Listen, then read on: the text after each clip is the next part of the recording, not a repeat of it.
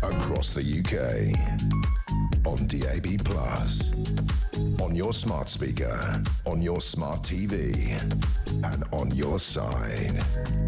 This is Talk.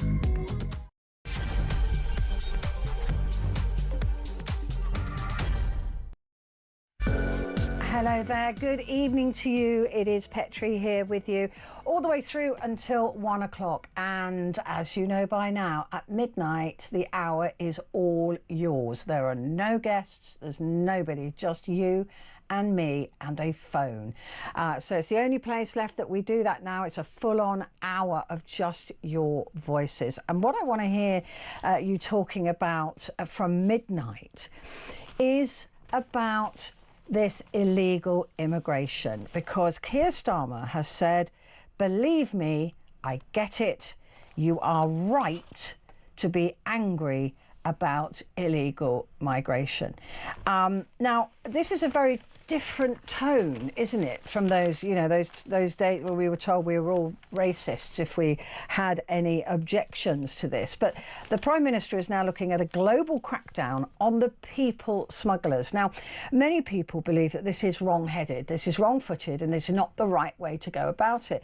So what I'd like to talk to you about is, what do you think would be the right way to crack down on illegal immigration? Now, that, of course, is within the confines of the law, within the confines of international law. For example, don't bother phoning up and saying we should shoot them in the French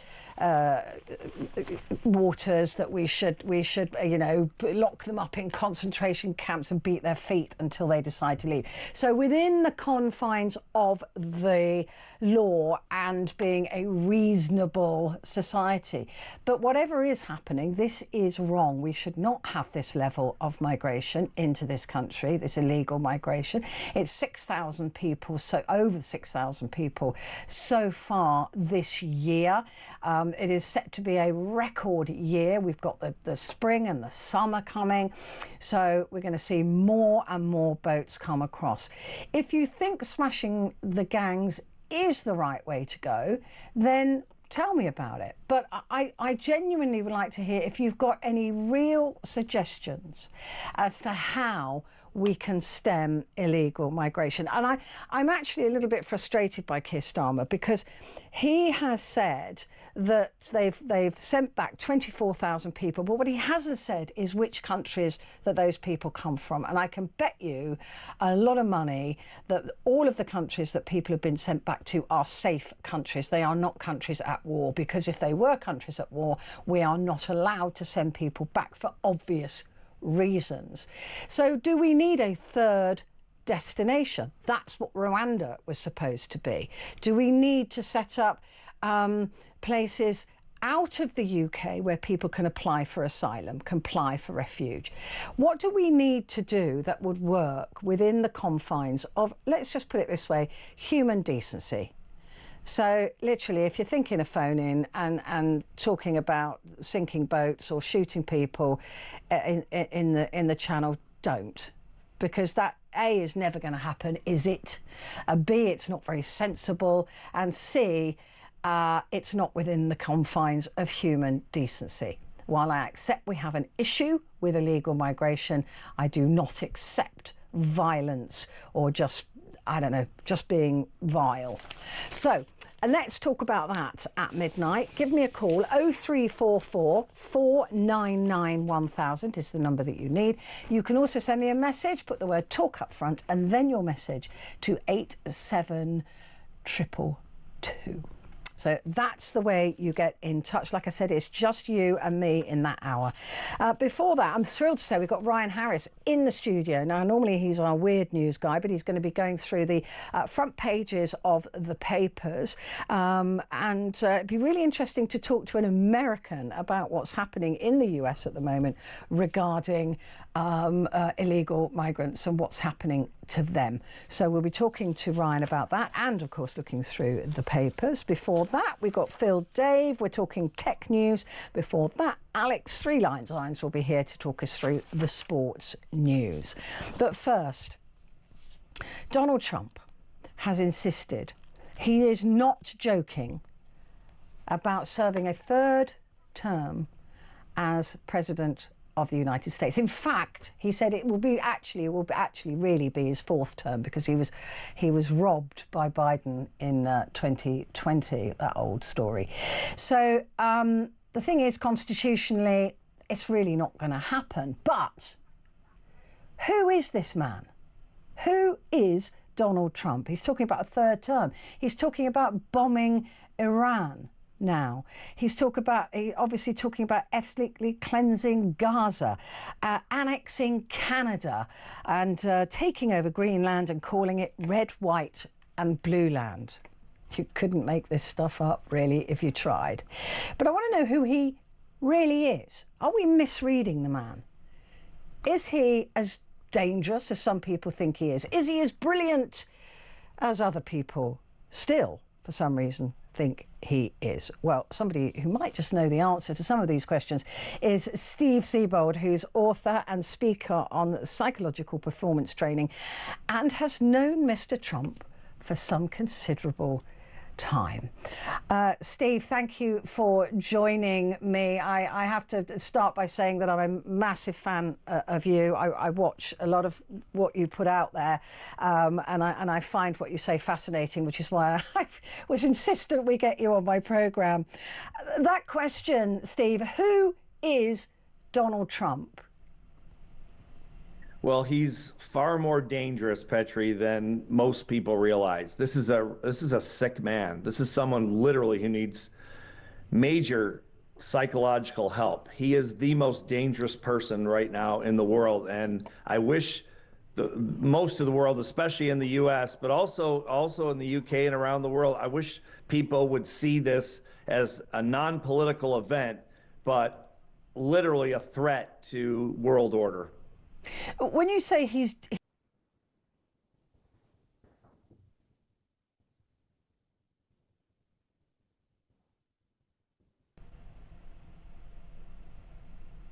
Are we back? Yes, I'm back. I'm back. Sorry, Steve, we had some technical issue there. Is he dangerous because... is he benignly dangerous? Is he dangerous because he...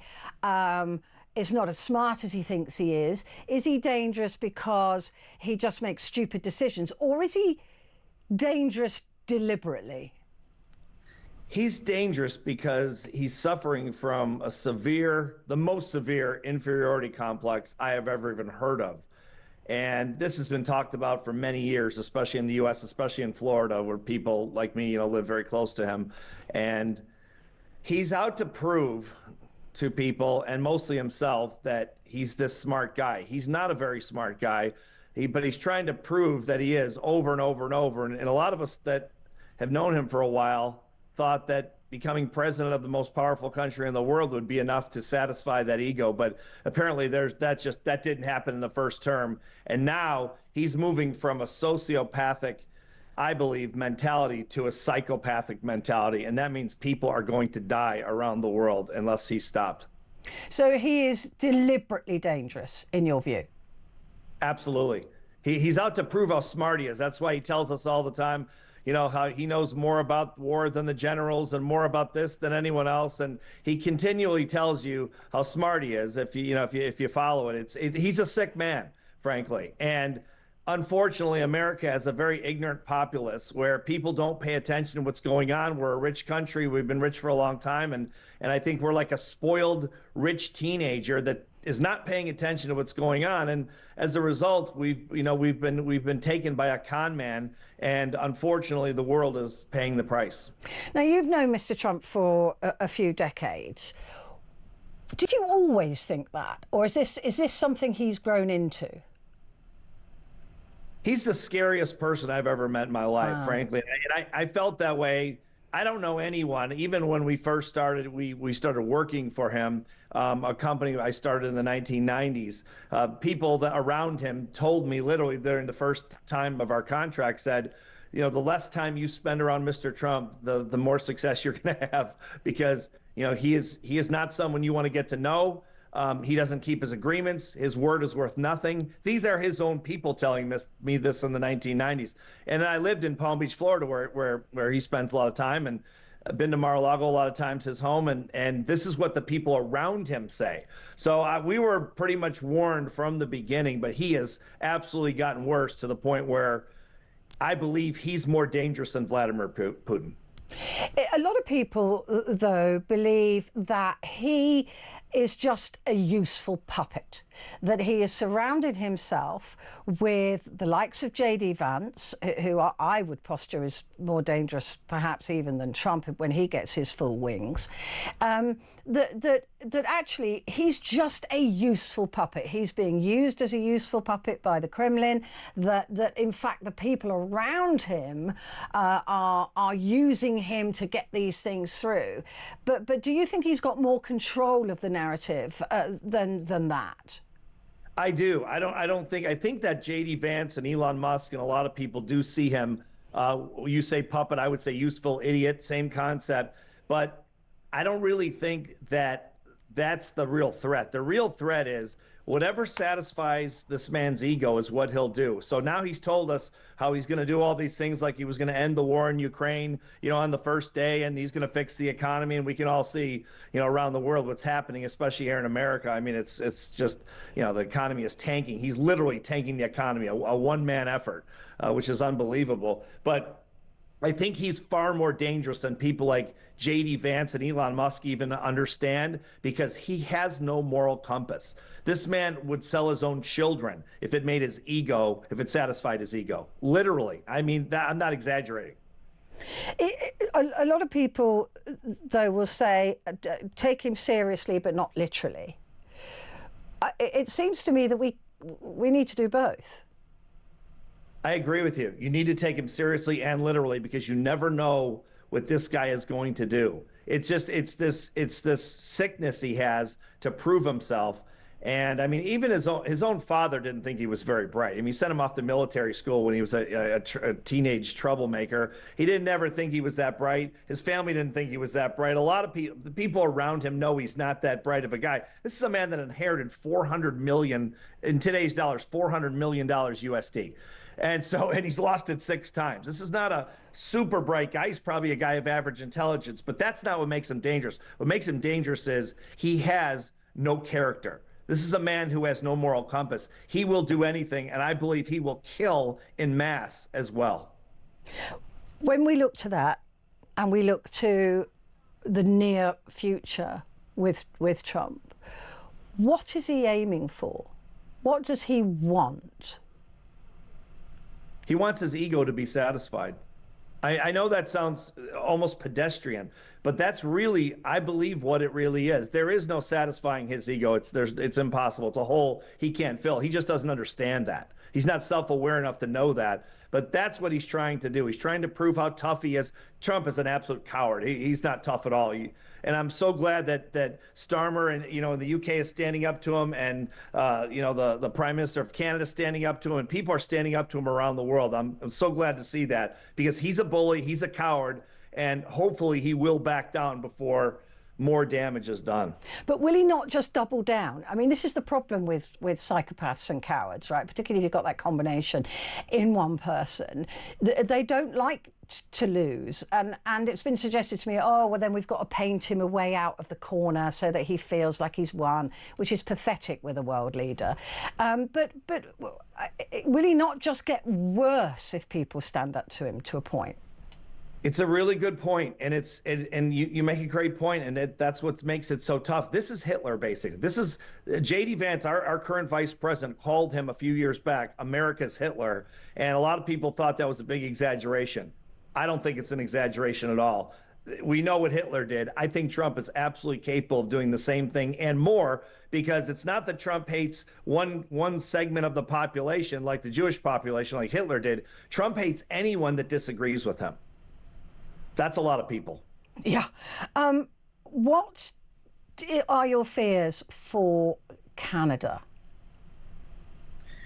Yeah, we're just treating Canada. Canada is our best friend, of course, along with the UK and so many other democratic countries that have stood by us. I mean, over the years, whether it was 9/11 or fought with us in World War II, and all the different things that we've gone through together. He's just treating them so horribly, and Americans across the board. I haven't met a single American that feels the way Trump does. I mean, we feel like we're abusing Canada, and I believe that he will invade Canada. I think he'll take Canada by invasion, because Canada's not going to roll over. They're a sovereign country. They're a great country. They shouldn't roll over.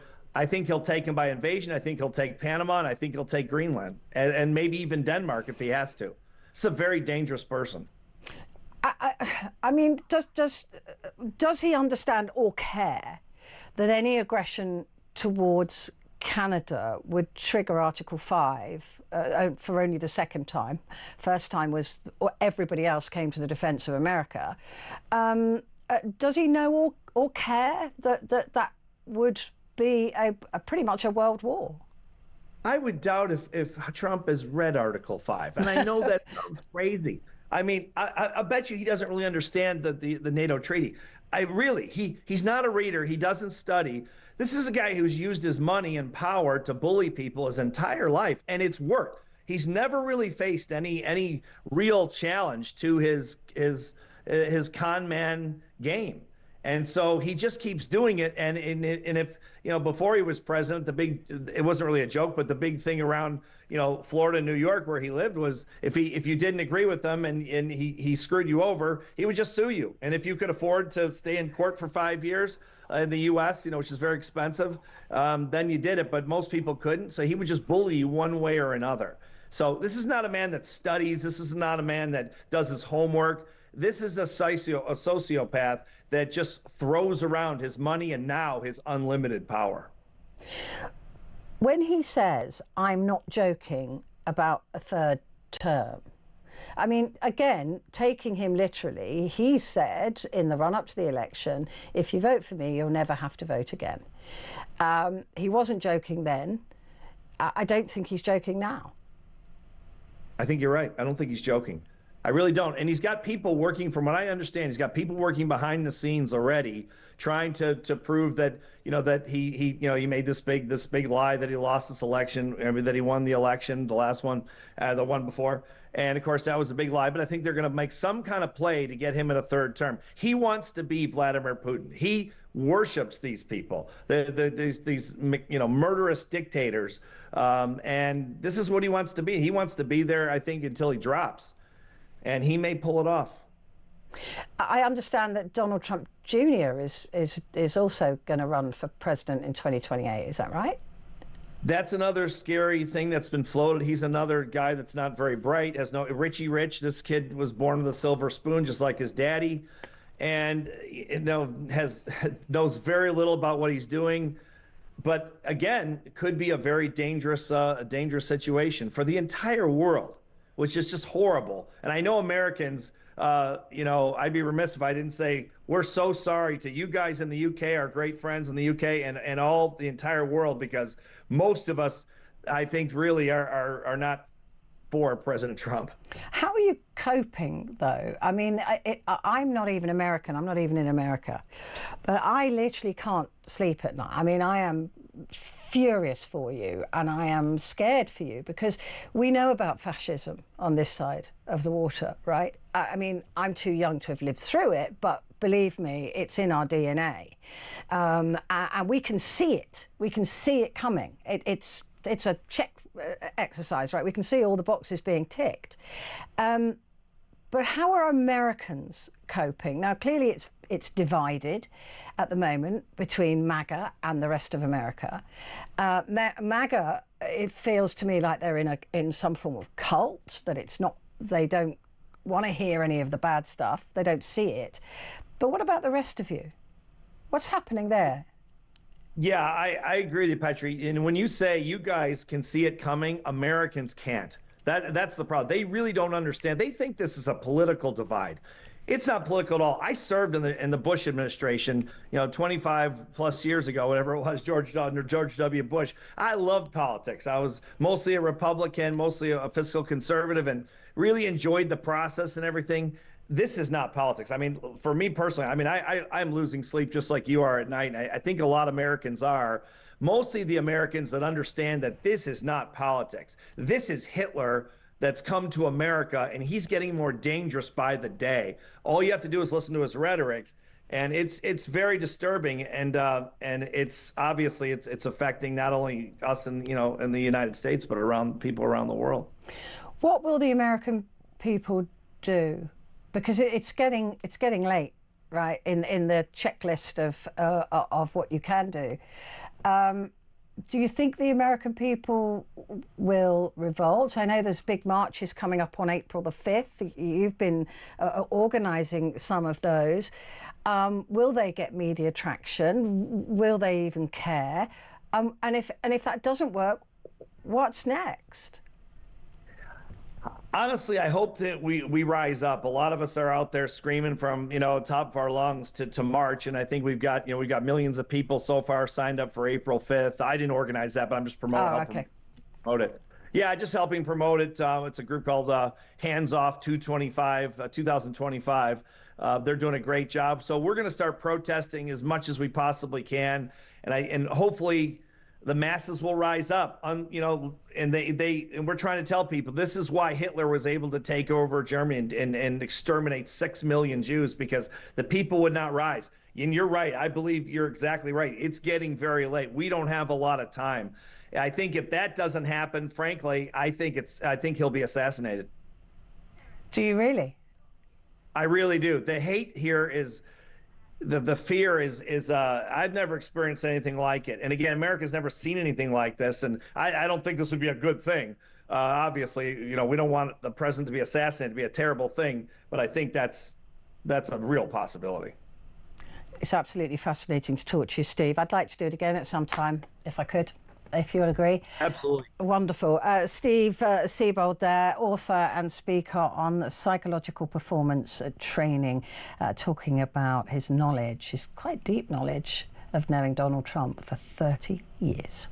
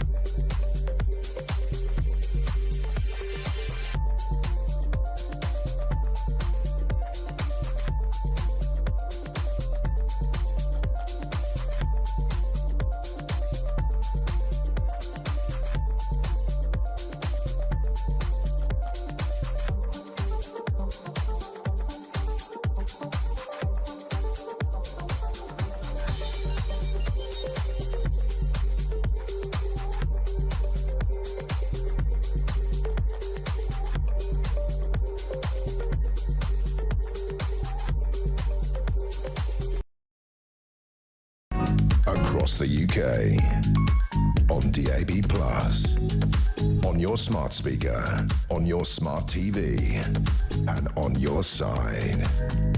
This is Talk. Hello there, and a good evening to you. It is Petrie here with you until 1 o'clock. And coming up at midnight is the phone in. And what I want to talk to you about is our Prime Minister, Sir Keir Starmer, written a piece in the Daily Mail. He likes writing his editorials, doesn't he? It's normally the Telegraph, though. But he's written one in the Mail. And he says, I know many of you are angry about illegal migration. You're right to be. That's a different tone, isn't it? That's a change, don't you think? British people are compassionate and fair-minded, but we all pay the price for insecure borders, from the cost of accommodating migrants to the strain on our public services. It's a basic question of fairness. And don't think for one moment that it's a good outcome for illegal migrants either. So many of these desperate people are the victims of appalling exploitation. So believe me, he says, I get it. Which is why at the heart of our promise of change is a promise to restore your security. Securing our borders and smashing vile public smuggling gangs, right? So that's what he says. So he's still sticking with smashing the gangs. I suppose it's got a nice ring to it. Although it's a bit like whack-a-mole, isn't it? Once one gang gets caught, another one pops up.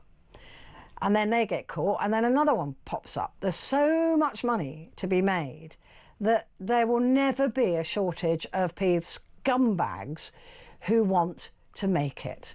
So what else? If that isn't the answer, and I firmly believe it isn't, I genuinely believe that that is an impossible task and will not. And I'm not saying that from sort of a negative point of view. I'm saying that from the point of view of just being realistic. I don't believe that that is going to be the solution to the illegal migration problem that we have. And we do have a problem. I'm not going to make any bones about that. Many of you think, oh, well, you're going to say, oh, bring them all here. That's not what I say at all. But what I do say is that whatever the solution might be, it needs to be humane. Because whether you think they're scumbags or whatever you think of these people, they are human beings. And what they want is a better life for themselves. And they have been promised that Britain is the place to go.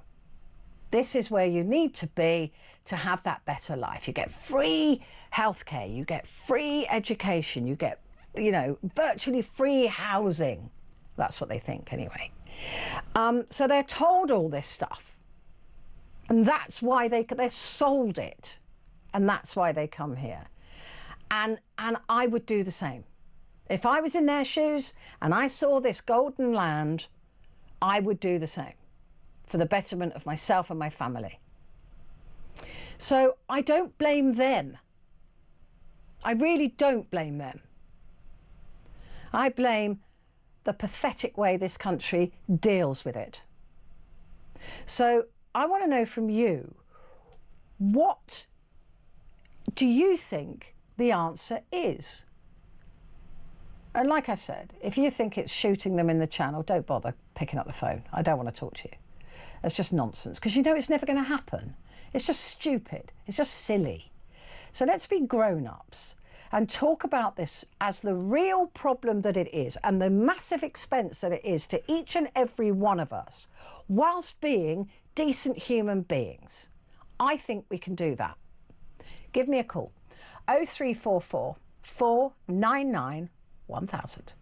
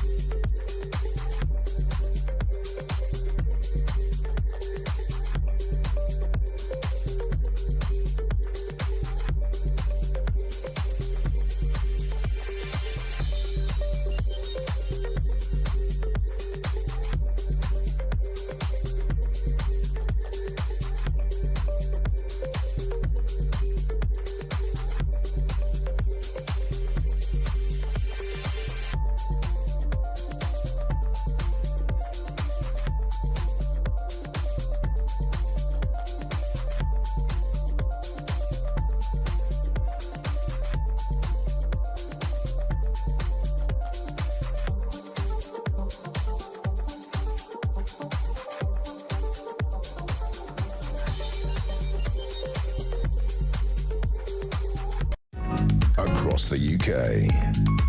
On DAB+, on your smart speaker, on your smart TV, and on your side. This is Talk. Hello there, good evening to you. It is Petrie here until 1 o'clock. Now, there was some sport, I think, at the weekend. So to find out what happened, we have Alex Three Lines Irons joining us, TalkSport presenter and producer. Hello. Hello. Hello. I can't help myself. Right, I'll start doing it now. I'm blaming you. I know. So there were 4 FA Cup semi-finalists confirmed. Yeah, so we've now got to the semi-final stage of this year's FA Cup, which of course started all the way back at the beginning of August. So there are 4 teams left. You've got Manchester City, who of course have been in most finals within the past 10 years. You've got Nottingham Forest as well. You've got Aston Villa. And you've also got Crystal Palace, who knocked out my side Fulham. So it wasn't a very happy Saturday for me. No. But Manchester City could really be the party poopers for this year's FA Cup final. And that's because the 3 other teams haven't won it since, I think, the 90s, the last of which was Forest in 1991. Crystal Palace have never won it. And Aston Villa haven't won it since the early 80s. So we're seeing 3 teams out of the 4 who have not been to a final at the modern. No, Palace have been to a final at the modern Wembley, but never won it, and the other 2 haven't been in haven't won it since the 90s and since the 90s and 80s. So it could be a fairy tale ending to this year's FA Cup, which is, as football fans, something we always want to see. We get a little bit fed up with the same teams winning it over and over again.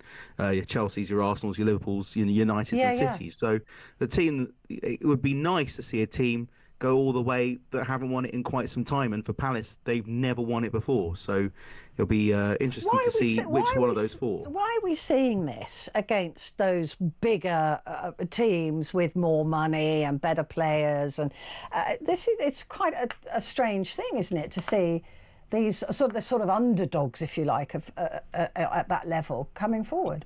Yeah, well, there's still Premier League clubs and still pretty and still big in regards to the other teams in the competition, but it's something that we don't see very often. Last year, we saw Coventry nearly go to the final, taking Manchester United to extra time and to penalties, and really should have won. And they're a division below the Premier League in the Championship. So it would have been a fairy tale ending if they had won it last season. But we've seen a lot of the clubs, the big clubs, knock each other out. We've seen Manchester United knocked out Arsenal in the 3rd round, and Manchester United then lost to Fulham in the 5th round. Liverpool lost to Plymouth Argyle at the Championship. And we've seen other giant killings as well. So there has been quite a lot of clubs who are lower down in the tables and in the lower divisions really kind of punching above their weight and really showing the bigger clubs that they still mean business and they really play up for these occasions. And the fact we have got 3 teams in the semi-finals that you wouldn't have expected to potentially be there. Villa have had a fantastic season and are still in the Champions League. Forest have had a fantastic run in the league. They could be getting Champions League football next season, regardless of whether they win the FA Cup or not. And Palace, although having a difficult start to the season, have really started to show their colours. And all 4 of these teams are in decent form. City have been hot and cold all season, and if they don't finish in the top 4, potentially top 5, the way things are going with the coefficient rankings and with the Champions League, it would be a disaster for them to not finish in those places. So you could see City potentially not taking the FA Cup as seriously as the other 3 sides. Yeah. I was just wondering, because I was just going to say, they must be the favourites, but they might also be a bit cocky. I think City are the favourite. They were in the final last year, they lost to Manchester United and won it the year before, I'm pretty sure. So they've been in finals in recent years. So maybe they'll go into it thinking, well, we've been here year after year, more or less. It's a God-given right that we're in the final, so therefore we're going to maybe not take it as seriously as the other teams in the competition are. But I don't think that's true. I think Pep Guardiola, I know he's your favourite, but he's a very stingent man. He's very regimented in the way he has that club running, and although they haven't had the best of seasons, he'll be disappointed to not at least get into the final, if not win it. So I think it could go either way. Either of those 4 teams are in good contention to have their hands on silverware by the end of this season. Yeah, I don't think there's a man alive that looks as good as Pep Guardiola in a roll neck. I'm just saying. I haven't tried, and I'm not I'm going sorry. to. Pep in a roll neck. That's all I need. I mean, I don't have a neck, so I don't have to worry about that. There isn't a man alive who could compete with that. The World Darts Championship is to receive $1 million, and this is because of Littler, is it? He's turned the world of darts upside down.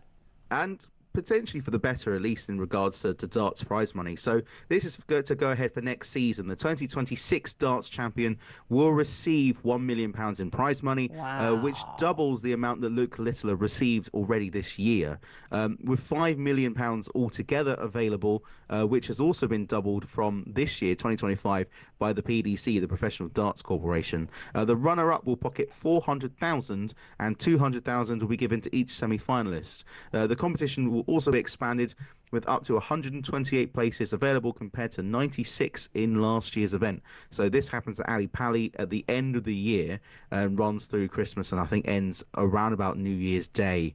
Around the first couple of days of the new year is when the Worlds finish. And it's a fantastic event, and the fact that a lot of people get involved with the World Championships at the end of the year, that's the big darts event. There's the Premier League going on right now. A lot less people really tune in for the Premier League of darts as they do for the World Championship of darts. And of course, it's open to male and female. We have Farron Sherrick, who has done quite well over the past couple of years. She's the most notable female darts player.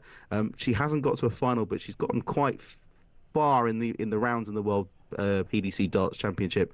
So the fact that they are getting more prize money shows that the darts is heading in the right direction. We're seeing more people play darts. There's a darts in the green room in TalkSport, which I'm sure you've seen me play on a couple of times already, yes. and not do very well on. And darts is becoming quite mainstream, especially for. But that is down to Luke Littler, isn't it? I mean, look, he's made it. Seems to have made it more commercial. They should all be thanking him for this prize money going up, surely. I believe, yes. I think it was on the way to getting to that point already, and then Luke Litter has kind of just added jet fuel to that and has really kind of really sent the trajectory of darts into another stratosphere, really. So he is a rock star himself, but very down to earth. I was going to say child, then very down to earth guy. Of course, he is only 18. He's still a teenager, which is, yeah. Yeah, I still don't believe it. Absolutely crazy. I know I've seen his birth certificate, but I don't believe it. We had it here on the show, I think, last year. Yeah, we did. But the PDC prize money in total throughout the whole year, that's risen from 7 million to 25 million, which also includes an increase from 275,000 to 350,000 to the winner of the Premier League, which of course is running at the moment. So darts players are about to get a lot more money and maybe potentially get a lot flashier as well. Flash. I can't imagine darts being flashy, but there you go. I want to see them in like all those rings that rappers wear. No, I can't. North London derby to not be in North London. Yeah, so this is a bit of an odd one. So clubs, Premier League clubs in particular, and clubs all around Europe will go on tour at the end of the season, which, as a fan of non-league football, is slightly annoying because we saw replays get taken away so players could have a rest. Of course, we're now seeing Premier League teams and clubs around Europe going on tour as soon as the season's finished. Arsenal and Spurs are two of those teams. They'll be contesting the first North London derby to be held outside of the UK when the two teams face each other in a pre-season friendly in Hong Kong this summer. So they'll be playing. It is a little bit. They'll be playing in the newly opened Kai Tak Stadium on the 31st of July as part of their preparations for next season, the 2025-26 season. If you want to watch the game, it will be happening at 7:30 local time in the evening or 11:30 a.m. On this side of the world, and it'll be the first time that the two teams have met outside of the UK. So maybe Arsenal fans shouldn't sing North London Forever if they're going to start playing in Hong Kong. But that's just me being about as far as you could get, really, from that. Trent Alexander-Arnold. Tell me about this. Going to Madrid. So he's potentially on a move to Real Madrid, and Liverpool fans are not particularly happy with this. He has paid for Liverpool for the entirety of his career. Real Madrid are in talks of finalising the signing of Liverpool fullback Trent Alexander-Arnold on a free this summer. Discussions over the protracted transfer are ongoing as the Spanish side look to secure the England international before the start of next season. There has also been talk with the Club World Cup happening in June, happening over in America, that the summer transfer window is going to split in two. So it will open at the beginning of June up until I think the 14th, and then will close up until the 1st of July when it reopens for everyone again. That is so these clubs who are playing in the Club World Cup can make some signings ahead of the tournament to make sure that their squads are, they've got enough players to kind of get them through the tournament.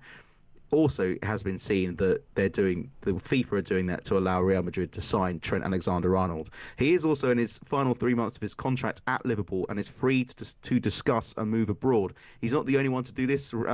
Mo Salah, who is Liverpool's star player, you could argue, and Virgil van Dijk, their main man at the back, also they are running their contracts out down to their final 3 months, which is a bit of an odd move for Liverpool, as these three are, you could argue, are their best players, and the fact they might be letting them go on a free is a bit of a worry if you're a Liverpool fan. Real have made the 26-year-old a priority target this summer, with sources close to the situation saying the Spanish club have been tracking the player for close to 2 years. He is not, of course, the only English player at Real Madrid. Jude Bellingham moved there last year.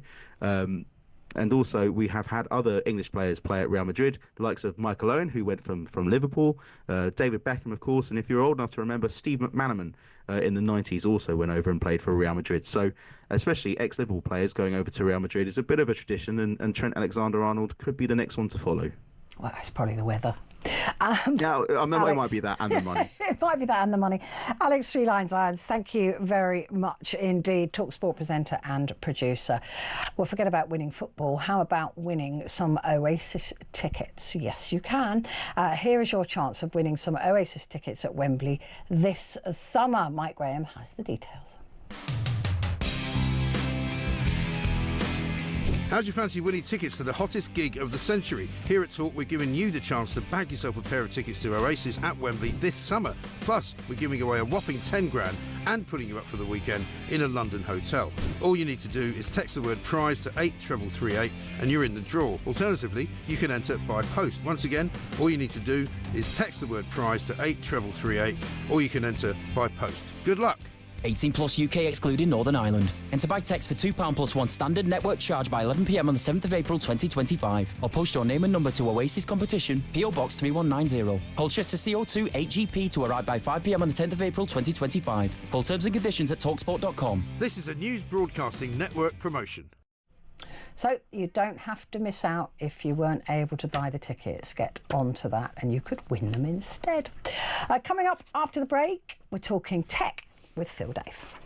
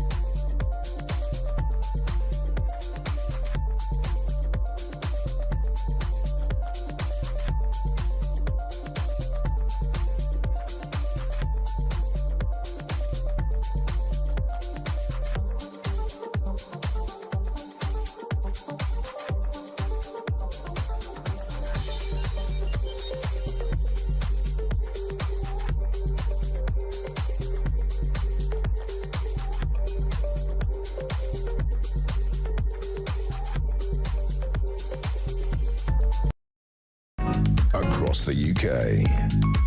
On DAB+. On your smart speaker. On your smart TV. And on your side. This is Talk. Hello there, and a good evening to you. It is Talk, and it is Petrie here with you until 1 o'clock. And just to remind you that coming up at the top of the hour, it is Ryan Harris, a US journalist and broadcaster. So he'll be in to go through the papers for tomorrow. And now, though, let's catch up with Phil Dave, the chic geek, a Talk broadcaster and editor. Hello. Good evening, Lady Hosken. Good evening to you. How are you? All right? I'm very well, thank you. I hope you are as well. Yeah, fabulous. Now, talk to me about AI therapy. Yes. Well, you know how I have a little bit of a penchant for when it comes to technology meeting the world of medicals. Yeah. This is something that I think that I would challenge anyone not to get slightly excited by, because there's been a recent clinical trial that's been conducted by Dartmouth researchers, which have evaluated what's called Therabot, which is a generative AI-powered therapy chatbot. And it's among 106 individuals diagnosed with major depressive disorder, generalized anxiety disorder, or at risk for eating disorders. It's been over 4 weeks of interaction via a smartphone app, and participants with depression experienced, are you ready for this, a 51% average reduction in symptoms. So while those symptoms, they generalized with anxiety, they reported a 31% reduction, the point is that the results so far have been positive. In particular, I mean, although that the lesser result, if you like, was individuals at risk of eating disorders saw a 19% decrease. The fact is, across the board, it was a decrease that was seen. And so I would suggest that once again, this is technology obviously being put to a very good use, and actually a very exciting use as well, because we all know that we're in the grips of a bit of a mental health crisis in this country at the moment. And who would have thought that AI might just be the cure to some of those individuals? Am I reading this right, though, that people will talk to a therapy bot? Yeah, I do appreciate that sort of it does come across as a bit, well, where's the human interaction in that? But the truth is that you can't have human interaction 24/7 for someone who is going through any of the symptoms associated in the aforementioned conditions that have just been covered. And as much as I understand that sort of obviously nothing beats human interaction, I don't think that this is saying it's instead of human interaction. It's more as well as. And I don't know about you, but the use of AI, certainly from my perspective, is so unbelievably clever now that when you actually type in a question to a chatbot, it answers as if it is a human. So therefore, even if you're in the position to actually, if you like, almost trick the patient into thinking that they're having that human interaction, then that's got to be something towards a positive step in treating patients with various mental health conditions. I personally find this very exciting. I don't think this is instead of human interaction. I think it's to complement it. From what I just worry because empathy, despite what Elon Musk says, that it is the weakness of democracy, I think that empathy is very important and very powerful, and as a means of communicating to another human being in a desperate situation, to have sympathy and empathy. These are really human emotions. I would struggle. I mean, the numbers speak for themselves. I'm not questioning what you're saying. I'm just wondering how it can possibly work when sometimes you just need somebody to be kind. No, for sure. And that's why I say I suspect that the answer to this is that I don't believe for a second this is instead of human interaction. This is as well as. And I guess this is for the bits in between, if you like. So when the patient is not in the presence of a medical professional, but maybe in their darkest moments when they're in their home environment, perhaps, or when they're at work or something like that, or an environment that does not feature any medical professional at all, where they might be having a bit of a, I rather sort of trivially put it as a wobble, but you know what I mean, you know, having a bad moment. If they have the ability to connect with a chatbot that potentially gives them the right advice based on algorithms is obviously just the subsequence of a triggering of an event, if you like. This is the basic technology, I suppose, of it. And if they actually sort of have those algorithms based on past experiences of other patients who've gone through something similar in order to improve their mental health that can help these individuals, then surely it can only be a good thing. Well, yeah, I mean, like you said, the numbers speak for themselves, but it just worries me that we're getting further and further away as a species from actual human intervention. With and you know, I've spoken with you about this before. I don't like that at all, but I don't believe that this is instead of. That's the point. If it was instead of, I absolutely wouldn't be so open to this. Yeah. But it's because I think it's the complementary medicine, if you like. And it's not even medicine, let's be honest. It's complementary therapy. And it's an extraordinary providing that thought. that's what it remains, and, you know, higher up people don't go, well, this is nice and cheap, we can use this instead of people. Let's move on. I dare say there'll be a risk of that. Yeah. Mission creep, it's known as. New AI test to transform diagnosis of lung conditions. This is interesting. Yes. So this is a new AI-powered handheld device called N-Tidal, which will diagnose it will diagnose people with chronic obstructive pulmonary disease. Fortunately, it's abbreviated to COPD, which is a condition affecting around, I didn't realize it was as many as this, and I've heard of it. I didn't realize as many as 3 million people in the UK suffer with the condition. Now, tests for COPD are typically quite time-consuming, and often they do require specialist hubs that actually can lead to delays in diagnosis. And in contrast, Entitled will actually diagnose Entitled Diagnosis actually will enable patients to receive a diagnosis in as little as 5 minutes during a routine GP visit, facilitating basically immediate initiation of treatment. So if someone is suspected of having COPD, rather than putting them through the rigmarole of treatments and of more importantly of the tests that are required to get to that treatment, now we're talking about this tiny little handheld device. I tell you, it looks like to me is, you know, those steam irons? Do you know the handheld steam irons? Do you know the ones I mean? Sort of decreasing. It looks a bit like that. Now, obviously, there isn't steam coming out of it. That would be very painful and not advisable to shove steam into a patient's face. But what it does is it has a little mouthpiece attached to the end of it. Sorry for listening to this. I know you can't see it. But there's a little mouthpiece at the end of what would normally be where the steam comes out, and the patients just blow into it, and it sort of uses the from my understanding is sort of from the actual it interprets the molecular structure of their breath, if you like, to determine from droplets, if you like, what the actual what the risk of the patient's breathing actually is. Extraordinary stuff. It really is. That's pretty amazing. It's blown my tiny mind, believe me. That's pretty amazing. I tell you what's blown my tiny mind, and I want one of these. And for those of you watching, we've found a film of one of these working. This is the Jetson personal air vehicle. This is just phenomenal. I used to like the Jetsons, and now I like it even more. The fact that it's actually... I did wonder whether they named it Jetson after the Jetsons. Oh, I'm sure. I mean, there's very little doubt in my mind. If you actually look at the way this vehicle does travel, it's amazing. It basically looks like George Jetson's car, for all intents and purposes.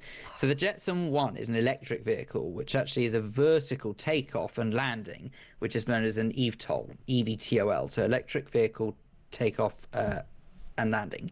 So it's a personal air vehicle designed for single passenger use. That's the only downside, you know, can't really take passengers at the moment.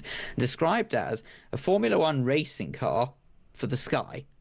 It can hover and it can bank and reach up to speeds of 63 miles an hour, which I know doesn't sound very much, but when you consider most of us have not been, shall we say, tested and licensed to fly, one would hope that the speeds are not going to be too mind-blowing at this stage. But the aircraft's lightweight construction, which utilises aluminium and carbon fibre, contributes to its agility and ease of control. Can you tell I'm quoting here? Via a single joystick. So it's going to be basically like playing a game. I would not suggest it is a game, flying. It's not to be taken very seriously. But the point is that if you are able to see the footage of this now, which is playing on the screen, I mean, you're basically almost lying down. You're almost you're sitting in a reclined position anyway. It looks absolutely amazing. I showed Yana and I, my vision mixer, I would look at it, she said, oh no, it's creepy. I don't like it, it's creepy. And it is a little bit creepy looking, I have to admit that, but I would love that. It doesn't look very pleasant, let's be honest. You know, it's certainly not the snazziest looking vehicle in the world. But when you consider the actual size... if it's raining, I mean, that's... Oh, yeah, it's quite the convertible. Yeah. But one would assume that maybe you might even be able to fly above the clouds. Who knows? But it is currently 8 foot by 5 foot by 3 foot. So it's not a very big vehicle by any stretch of the imagination. But it's quite extraordinary, really, when you consider that it, out of about 88 kilowatts of power, it's 118 horsepower, by the way, it offers a flight time of around 20 minutes per charge. And this is just a single... I mean, talk about battery stress. I mean, people have that in electric cars. Imagine that in an electric flying machine. Oh, no! Yes, but... No, I know, but one would assume that you're not necessarily going to do your shopping in it because, you wouldn't have anywhere to put it, let's be honest. You'd have to have the shopping on your lap. It would be quite uncomfortable. So I feel like at this stage, this is probably a bit more of a toy more than anything. It's not a toy, you know what I mean? It's a luxury for people who might perhaps want to go down the route of owning some sort of electric Do we know how vehicle. much it's going to cost? Or is that not out yet?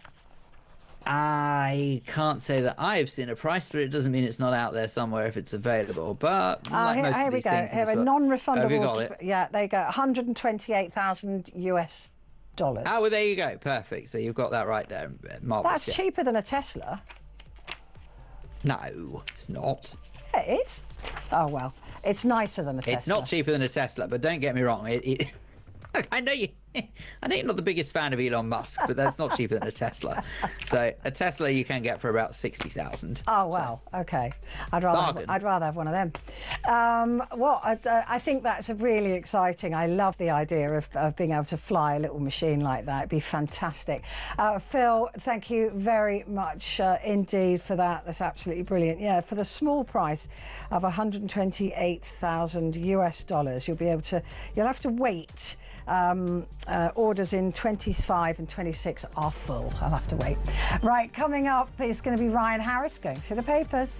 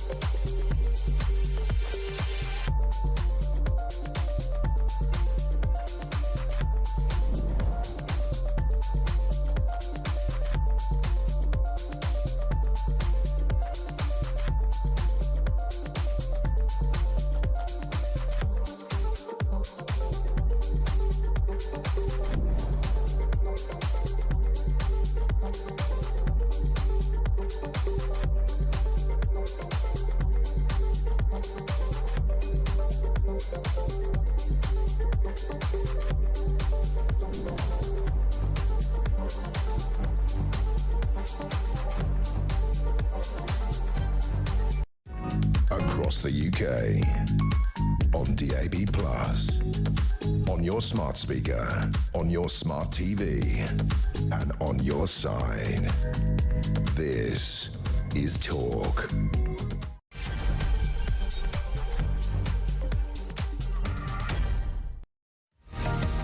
Hello there, and a very good evening to you. This is Petrie with you, and with me, I'm thrilled to say we've got him on this side of the water, is Ryan Harris. Thank you very much indeed for coming all the way, especially in your personal flying machine. Yes, Yeah. Boy are my arms tired, as they would say. Yeah. So Ryan is a US journalist and broadcaster who's known to this programme, of course, because we speak to him all the time. But I mean, we normally talk to you about weird news, but the news is all by itself, right? Is weird. I just want to get your view, if I can, on what Keir Starmer is saying about illegal migration to this country. Believe me, I get it. You're right to be angry about illegal migration. And just, I can't help but think what's going on in the United States at the moment. We see the footage, we know the stories, literally of people being picked up from off the street who have got legal right to be in the US, being disappeared. But Trump thinks that's his mandate. His mandate is to clear the US of anyone who entered, first of all, it was entered illegally into the United States, but it seems now that people with green cards and who are there legally are now being removed as well. What should we be wary of in this country? Because there'll be people who go, yeah, just get rid of them, round them up, chuck them out. Is that the right way to go about it? You know, I don't think so. And to your point, that I feel is the most concerning part of what's happening in the United States. Because with a few exceptions, firstly, it feels like people of color are those who are being targeted, regardless of whether they are in the country legally or illegally or not. Now, there are a couple in the case, like the case of this Brown University professor who went to Lebanon for the funeral of a Hamas leader. I'm kind of okay with her being sent back because that's not something you want to do when you're a guest in someone else's country. But the family who was taking their 10-year-old daughter to the hospital for a follow-up after brain surgery and was not only deported, but 4 of their children who were U.S. citizens were deported with them, that's where I have a problem. Now, if it's somebody who's come to this country illegally, they're draining resources, they're causing problems, they're committing crimes, I have no problem with taking those people out. Like with the Venezuelan gang members that are alleged Venezuelan gang members. But that's the point, isn't it? Because we know now that we don't know who these men actually were. We were told they were Venezuelan gang leaders. We know for certain that one of them had an anti-autism tattoo on his body, and the police arrested him, and he's now in an El Salvadorian jail. He will never be seen again, never be heard of again. There was no due process. Now, a lot of people in this country think there's too much due process, right? You've got the Human Rights Act. People, don't get deported back to war zones for obvious reasons. That's an international law. But there is a balance, isn't there, between getting rid of people who are here illegally and causing trouble, and those who are here and either legally or fighting to not go back to a war zone. But in America, it seems that distinction is not being made. And that's the other concern that I have, and I'm not alone, is the lack of due process. As you mentioned, it's clearly outlined. I'm certain there are similar rules here. People have a right to be heard, and that part of the process is being overlooked, skipped over completely, and people are being sent away. And if they're being innocent people are, they're not always. Some of them will be innocent victims of that. And you talk about that El Salvador prison that was built for seriously violent members of the MS-13 gang. Anybody who goes there who's not equally as violent will be lucky to come out of there alive. And that seems to be okay, though, with a lot of Americans. And there will be people listening to this programme who will go, well, so what? But I mean, I'm of the theory, which is why I don't agree with the death penalty, that one innocent person that is treated in this way negates the whole system, because that innocent person could be you, it could be me, it could be your children, it could be my son, it could be my brother, anybody who's listening, it could be anyone that they know and love. When it's an innocent person that is being treated in this way, the whole system fails, in my view. So, but you've got Caroline Leavitt, the press secretary, Donald Trump's press secretary, saying, well, they're not entitled to due process. What do you do with that? Well, she's another person who's been sort of, I think, mentally trained by Donald Trump, because he's been saying these things repeatedly for years. And it reminds me of one of my old teachers who used to say, repetition is the key to learning. You keep saying these things over and over again, and people start to believe it. So that attitude that you talked about, you know, people who say, well, it's okay to kick these people out without due process or do inhumane things to them, that's now okay because Donald Trump has been saying it's okay for years and years now. And that is the MAGA rhetoric, isn't it? Yeah, this is a good thing. Get rid of them. But have they started to learn yet, though, that some of those undocumented migrants have been what has kept the American economy afloat for a very long time, because Americans won't work for $7.16 an hour, which is what these undocumented migrants are getting paid, roughly. Yeah, and there are deeper issues there in terms of how farm workers are paid or not properly paid. But to your point, you're absolutely right. I use the example of a head of iceberg lettuce. You know, I used to pay about $1 for that in the grocery store. Now it's more than $3. And if you get rid of people who are the ones who are out there willing to do the jobs that Americans are not willing to do, picking the iceberg lettuce and the watermelons and the peppers and all of the things that we grow, that $3 head of lettuce is going to be $8.50. But don't the Republicans have an answer for that, and that is to allow for 14-year-old children to do these jobs? You know, I thought we passed those child labor laws more than a century ago. They've because just been undone. The Industrial Revolution, it was a real problem in our country, but apparently it's back. Yeah. I mean, like I said, I'm slightly obsessed with what goes on over there, so nothing gets past me. Yeah, the child labour laws are being reversed so that 14-year-old children who are at school can work overnight picking vegetables, fruit, instead of the migrants. Do you think that we need to be careful about the narratives that we use with illegal migrants? Look, we're all sick of it, right? I'm not some, come all come hither, because they're expensive and they cost us a lot of money. But I do believe in being humane in the treatment of another human being. There, but for the grace of whoever you believe in, go any of us, right?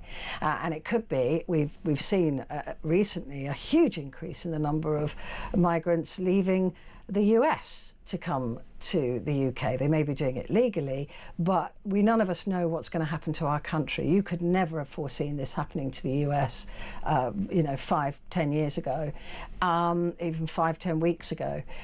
But a lot of people, you may be in a country where you want to escape soon. All of us could be in a country we want to escape. We can't blame the escapee, can we?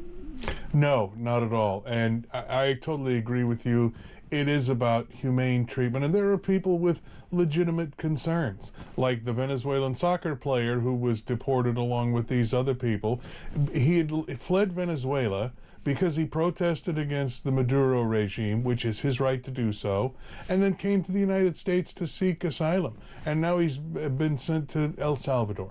Thankfully, he hasn't been sent back to Venezuela, because I think it might be worse for him. But I think of the base of the Statue of Liberty. Give us your tired, your poor, your huddled masses yearning to be free.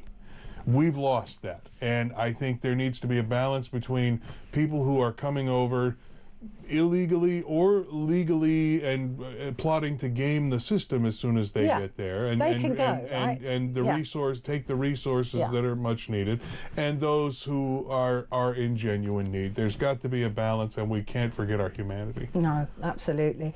Let's have a look, if we can, at the San Francisco Chronicle, which I believe you chose. I did indeed. Since we've got an American in the studio, we thought we might as well let you choose. What particularly caught your fancy on the front page of the San Francisco Chronicle? Well, firstly, I've been reading the Chronicle all my life, so that's why I honed in on it.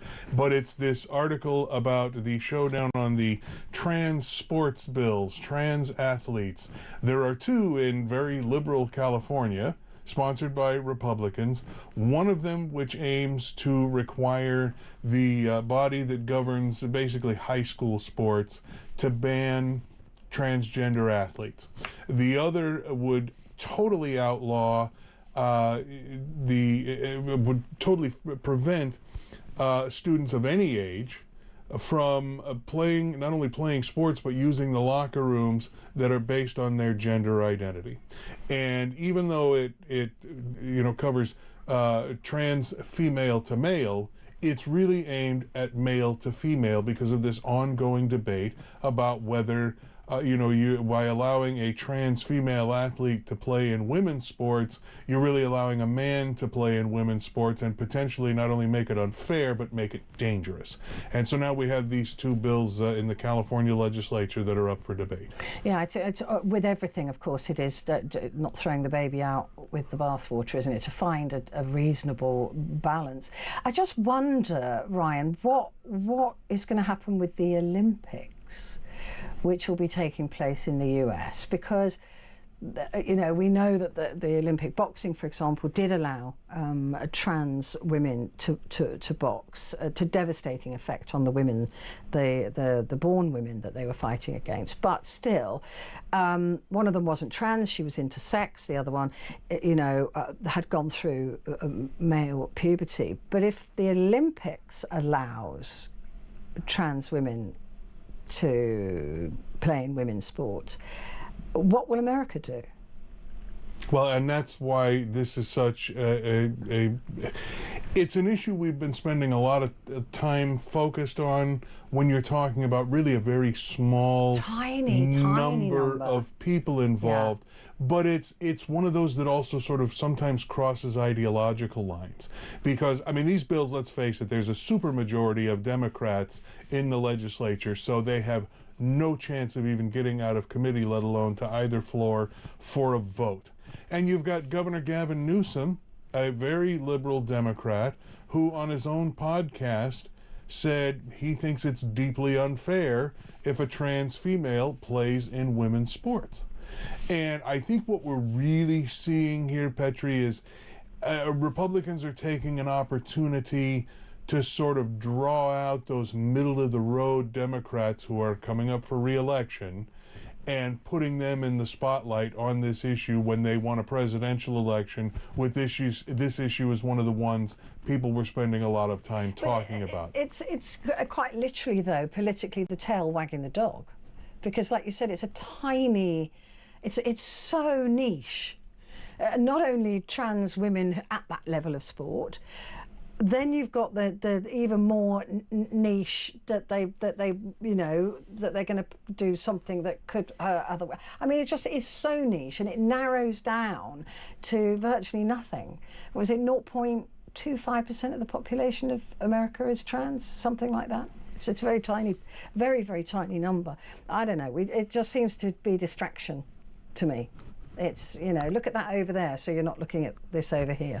And there's a lot of that happening in my country as well. There is. Federal cuts upend SF vaccine studies.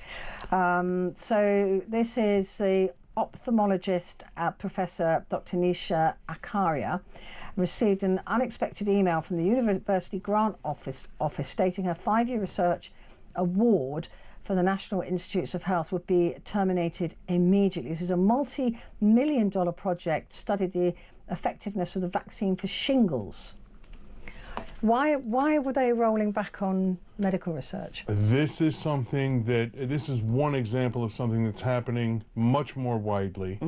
And as you know, Robert F. Kennedy Jr., who in the past has been an anti-vaccine, to put it mildly, is now the Secretary of the Department of Health and Human Services. And this is part of the Department of Government Efficiency and the unraveling of federal funding, the federal government. And we're seeing this across the board because they've wiped out almost entirely the National Institutes of Health funding for research of different vaccines. Children's cancer. Yeah, and children's cancer, and the 30+ years that Dr. Anthony Fauci spent working toward trying to find a vaccine for AIDS and HIV. All of those things are going by the wayside, and this UCSF doctor and their research program is just the latest victim of that. I'm really surprised though, Ryan, because the current administration is in hock to Big Pharma. We know that. That Big Pharma would not want these research programs to continue, or do they just want them all to themselves? Well, it could be a little of that, and it could be, why do we need a vaccine for an illness when we can just create medicines that make it a chronic condition versus preventing it? Yeah, that's a very good point. I understand today as well that JFK Jr. Is now being put in charge of health education at schools. Did you hear that? I have not heard that. As you know, I'm traveling, so not quite as up as I would like to be. Yeah, he's going to be in charge of health education at schools. That's probably, I think, part of the dismantling of the Department of Education, with some things Mr. Trump says being redistributed to other federal departments. The Department of Health and Human Services is also going to take over, apparently, the school lunch program, which provides free and low-cost school lunches to kids who might not otherwise get a meal at home. It'd be their only meal. I'm worried that program's in jeopardy too, especially when it goes over to HHS, which has not administered it before. No, exactly that. And then education is down to the states, isn't it? I mean, each individual state will come up with its own education program, which is worrying. Right, let's take a break. Ryan and I are taking a break, but we will be back in just a moment.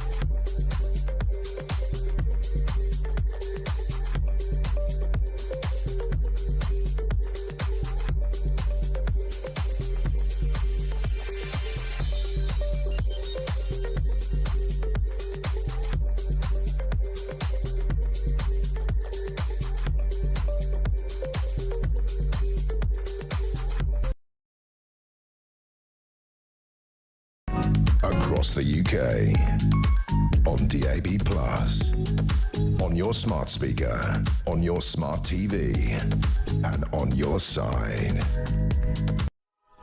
Hi there. Great to have your company. It is Petrie here with you. And with me is the fabulous journalist and broadcaster Brian Harris, all the way over from the US. And you're here for a bit of a break from it all. And I've dragged you in here and making you talk about it. You never have to drag me in, Petrie. I come in willingly and voluntarily. Lovely. He brought me some lovely chocolates, actually, from the US. And I never thought I'd say lovely and chocolate in the same breath. But these are delicious. Neither would I. I'm a Cadbury man. Yeah. I mean, American chocolate is gross, man. But these are delicious. So thank you very much indeed for that. And I got some googly eyes as well. So I'm going to find something to put on. Let's have a look at the Times for Tuesday. Trump's tariffs will hit Britain, admits the PM. So much for sucking up to Trump. Didn't work, did it?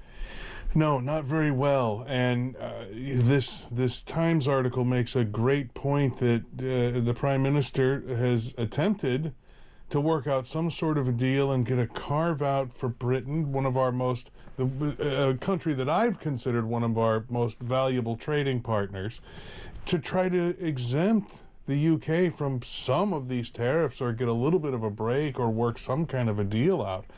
And the Trump administration is just not giving any ground at all.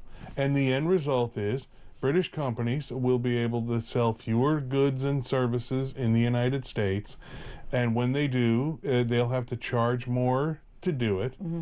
And so you'll have fewer customers in the United States as a result. Of course, that's going to hurt, because it's going to hurt British GDP by, this artificial dam against products that come and move in free trade. And we've proven decades ago that free trade benefits everybody. Yeah, this is not the far first more. time that America has tried this tariff war, and it led to the Great Depression. But the interesting thing is that with these tariffs, Trump started off by saying that countries were stealing from America because he didn't. It seems to me, didn't quite understand what a trade deficit was. You know, America's 350 million people. We're a tiny country. Other tiny countries, of course, are not going to buy 350 million people's worth of stuff. We also don't like your food, the chlorinated chicken, all the stuff that's in your food. We don't like it. We don't want to eat it. So there are things that we don't want to buy. Your cars are not built for British roads, etc., etc., etc. Right? But we don't have a trade deficit with the United States. We're pretty even because most of what we sell is services. So we're pretty even in trade between the US and the UK. For a tiny country, we're pretty even. But Trump has now said, no, I don't care about the deficit anymore. I'm not doing it on deficits. I'm doing it to everybody. So he's changing the goalposts the whole time. Well, there's a lot of moving the goalposts when it comes to Mr. Trump, and it's based on his mood of the day most of the time. But I think the other thing that he misses is ultimately he says his goal is to get companies to move and make things and create more jobs in the United States of America. I don't know why they would trust America. Why would they move to America when there's trade tariffs on everything they're going to buy into America to make their product? And in some cases, the raw materials are just unavailable in the United States, so it'll cost more to get them in there. But I think of the example of the Boeing Corporation, okay? Been making airplanes for 100 years. They were headquartered in Seattle, and Chicago got the company, and the state of Illinois got Boeing to move its headquarters from Washington State to Chicago because of tax incentives. And that's happening. Other states have done the same thing within the United States. They convince a company to build a plant or move itself or whatever the case may be with the right sort of agreements and incentives. I don't know why we couldn't do that on an international level. Instead of taxing the heck out of everybody that's trying to sell stuff in the United States and think, that that's going to bring jobs back, let's give companies incentives to come back. I mean, one of the things Americans complain about is when we, call a service center and we reach folks in Mumbai, and who are trained to speak with Texas accents or whatever it is to try to ease people's minds. There's got to be a way we can incentivize these companies to bring these jobs back to the United States. There must be.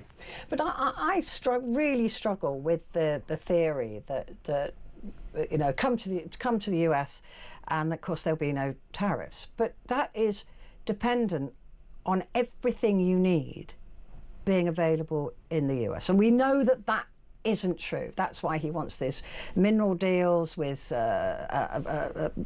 which is basically, I think, the most disgusting thing. But anyway, with Ukraine, because those things are not in the US. They keep banging on about Canada. We've got enough lumber. It's the wrong lumber. You've got the wrong trees. I mean, the trees, they're too soft. They're not good for building materials. Canada's got the hardwood, and that's what you need for building houses. Otherwise, they'd all fall down. The crude oil that comes from Canada, you don't have it in the US, and all of your refineries are set up to refine Canadian oil. So a lot of these things. So why would a company move to America to pay more for things to build their product? I think it's a lie. I don't think it's true, and I don't think it's happening. Plus, you've got Ford, who are looking to move to Mexico. And that's happened before. I mean, this is not new. American car companies have been building in Mexico and shipping the cars back up for a long time. Now, at the same time, Toyota, Honda, companies like that from Japan have opened plants in the United States. They pay American workers a little bit less than the American car companies do, even with the Auto Workers Union. Wow. they've still managed to work out these deals. And, they've had their issues and strikes and labor disputes and that sort of thing. But it does happen. So, like the Japanese, we sell a lot of Japanese cars. I drive a Japanese car.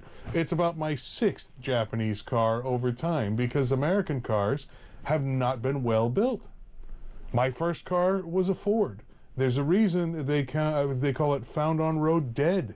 They just weren't, and they've improved. I don't want to badmouth Ford. Ford and Chevrolet and GM, they've all improved, and Chrysler. I don't want to leave them out, but you're just getting a better deal, a better built car, and it's still made in America. So there, like I say, there are ways to make this work much better. And we're not going to get more American companies drilling American oil. They're not going to drill more. They're not going to go up to ANWR, where it's the Alaskan National Wildlife Refuge, where it's extremely expensive to go in there and explore, let alone start drilling.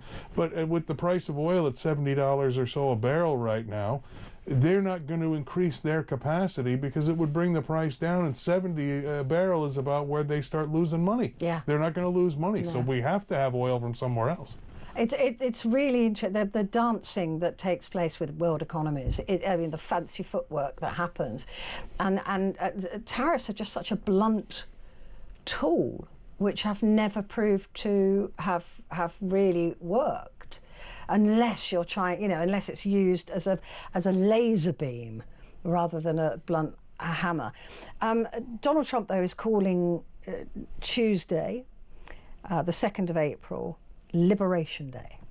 Liberation Day.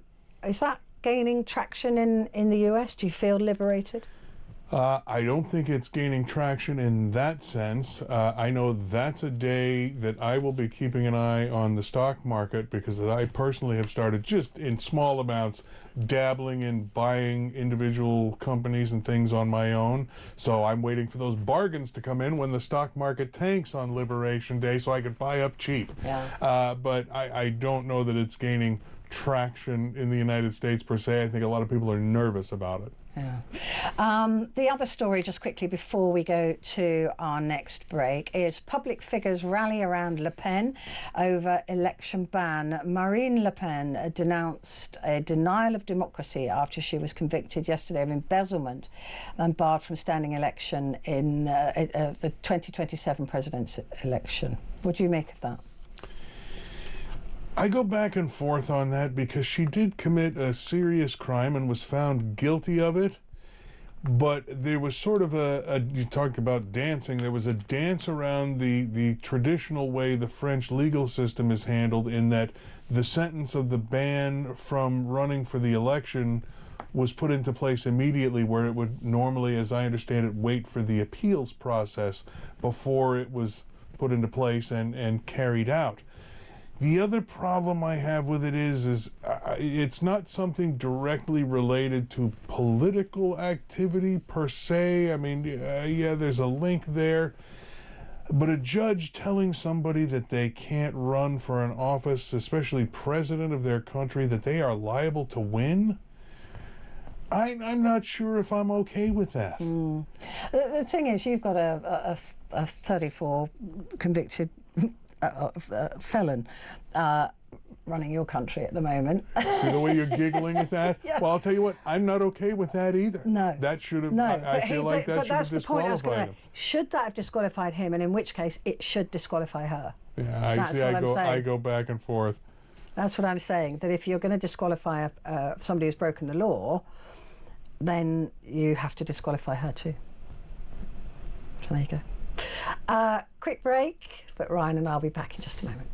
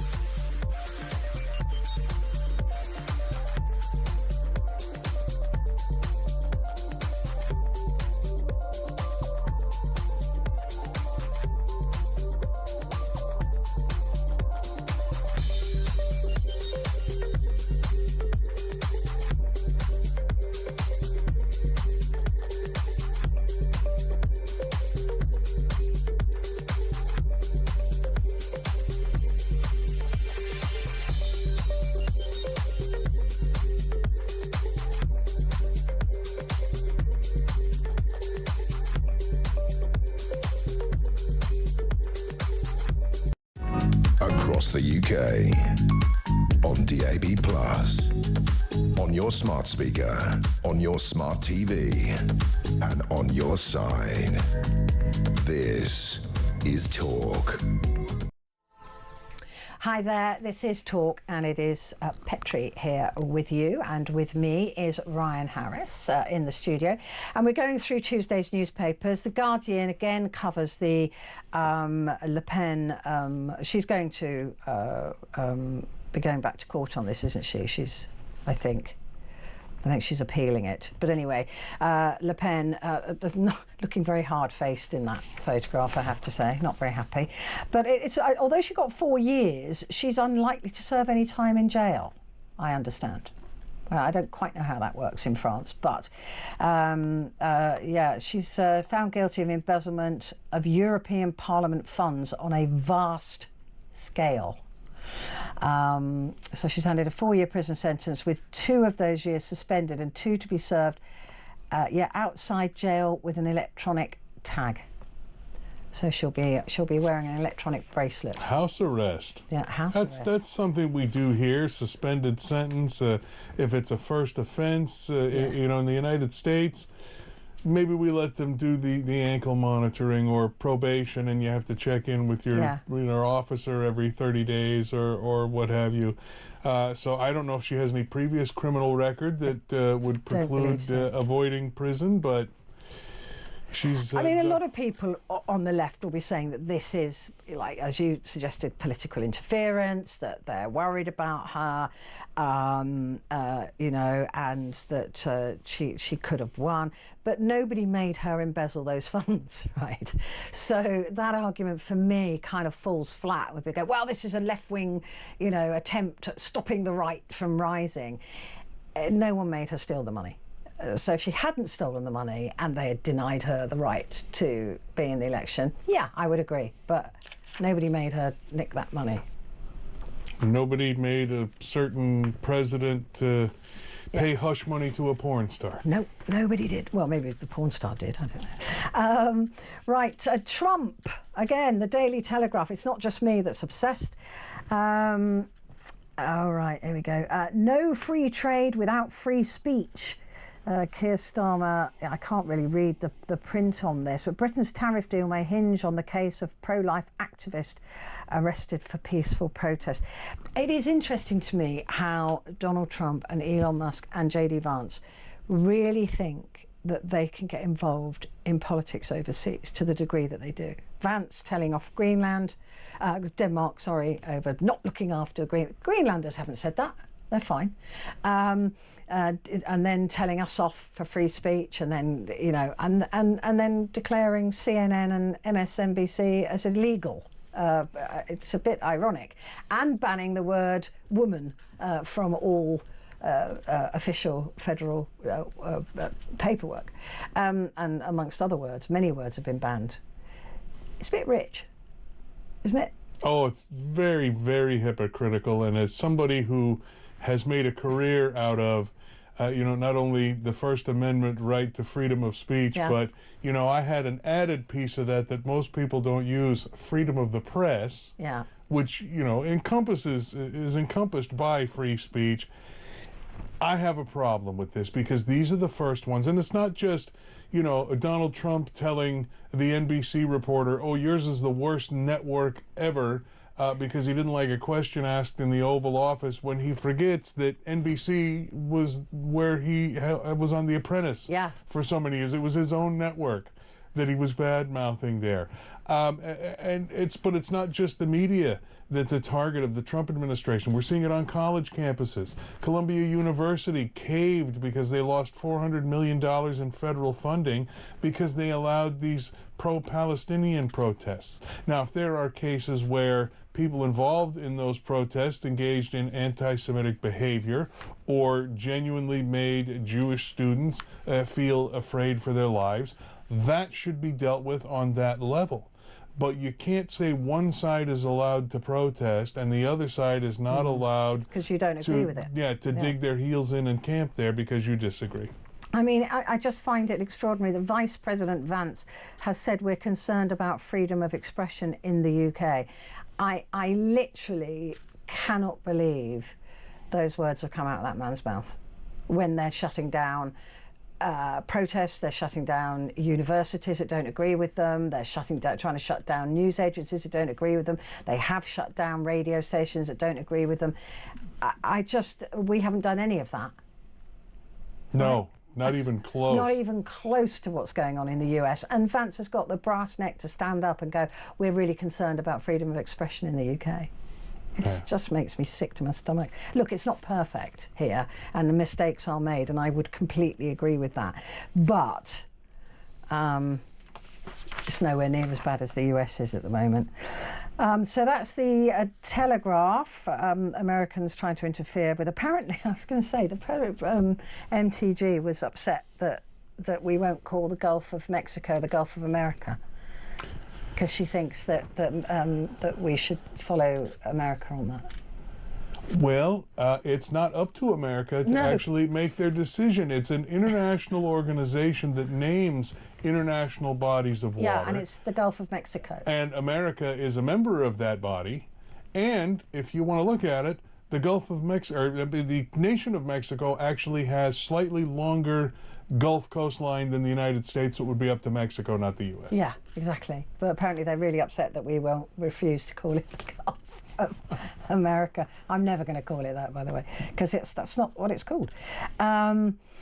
Judges backtrack over two-tier sentencing.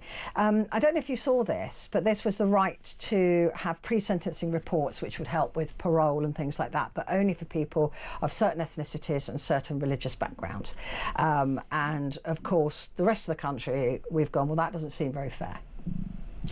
I have to agree. In the United States, that would never fly, no matter who's in charge. When you talk about a certain racial group or ethnic group that gets special treatment in the courts, would never happen.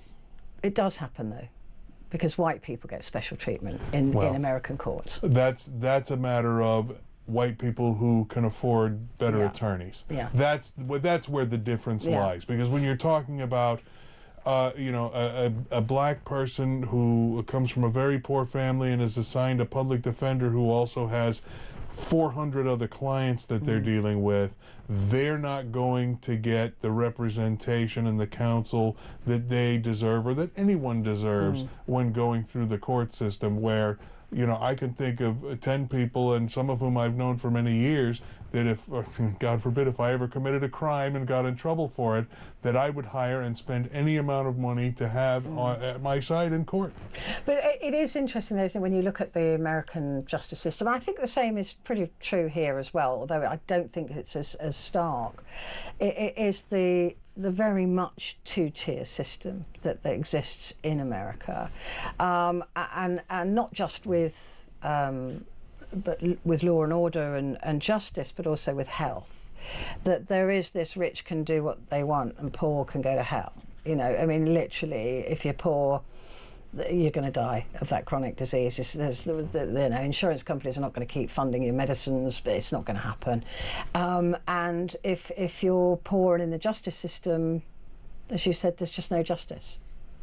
No, and the example that I often think of with that too is O.J. Simpson, which goes back many years. Now we're talking about a black man who, a rich, famous, but a very rich and famous black man who had some of the most expensive attorneys on the planet. And they did exactly what they needed to do, unraveling the prosecutor's case, and he walked. Yeah, extraordinary. Absolutely extraordinary. Right, let's have a look at the Sun newspaper for Tuesday.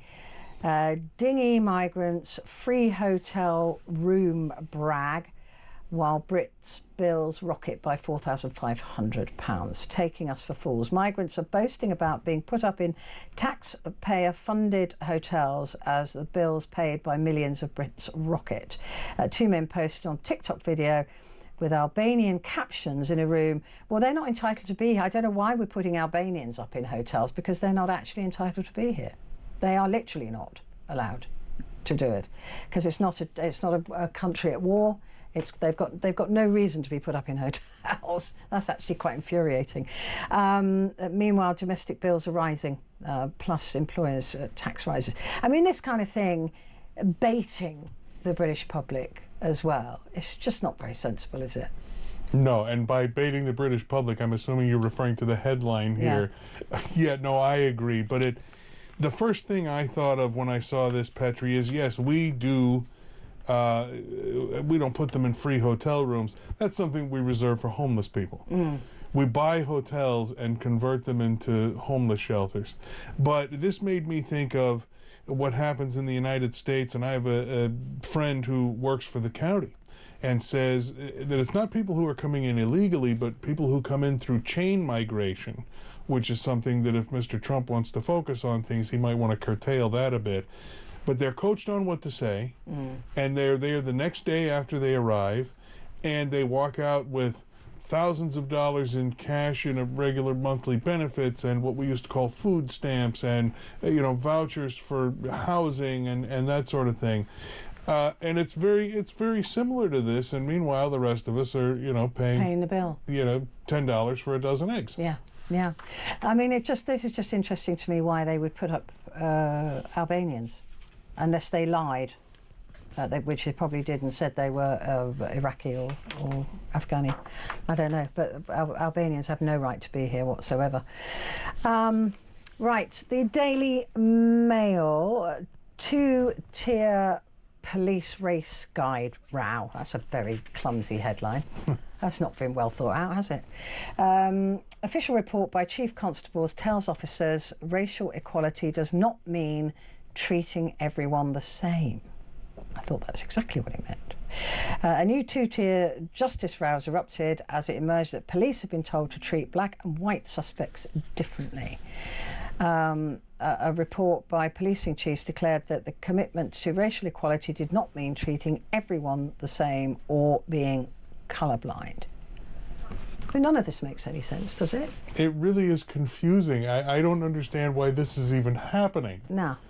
Well, I suppose it's to redress the balance where black people have traditionally been treated very badly by the police. But that just means to bring them to the level of the way white people are treated, not to treat them... So in other words, to definitely treat them the same as white people instead of treating them as less than. Well, it's like this move to eliminate, what we call DEI, diversity, equity, and inclusion in America, and the Trump administration going after private companies that choose to have these programs. I mean, that's their business if they want to do it. But now he's saying that goes against equal employment opportunity laws. I mean, the reason these programs were put into place in the first place was so that, white males wouldn't get priority in terms of hiring. That's why they're there. So to say that that's racial discrimination to do that, I have a hard time with that. And let's be honest, companies aren't hiring people who aren't qualified for the jobs just to hire black people or Asian people. They will find people who are as qualified, and they may be a different skin colour, and that's just it. But I tell you what, it's so interesting to me again to hear about DEI, and it's to blame for everything except that it went very quiet after the plane and helicopter crashed outside DC when he went, it's definitely DEI, it's definitely DEI. And of course it wasn't, because everybody involved in that crash was a white male. So that suddenly went very quiet. But he's talking about DEI and the world being being hired on merit, so meritocracy. Pete Hegseth wasn't hired on merit. J.D. Vance, none of his hires were hired on merit, were they? They were all hired because they were acolytes. Exactly. Hired because they were going to be yes men for Donald Trump. Wholly unqualified Pete Hegseth is to be Secretary of Defense. He's running a department of 3 million people, and the one thing he ran that had a small fraction of the number of people working for it was a complete failure. J.D. Vance, a one-term U.S. Senator from Ohio with no other political experience beforehand, makes you question why he was chosen. Well, there might be something else behind it. There might be. You're absolutely right. Let's take a quick break. Back in a sec.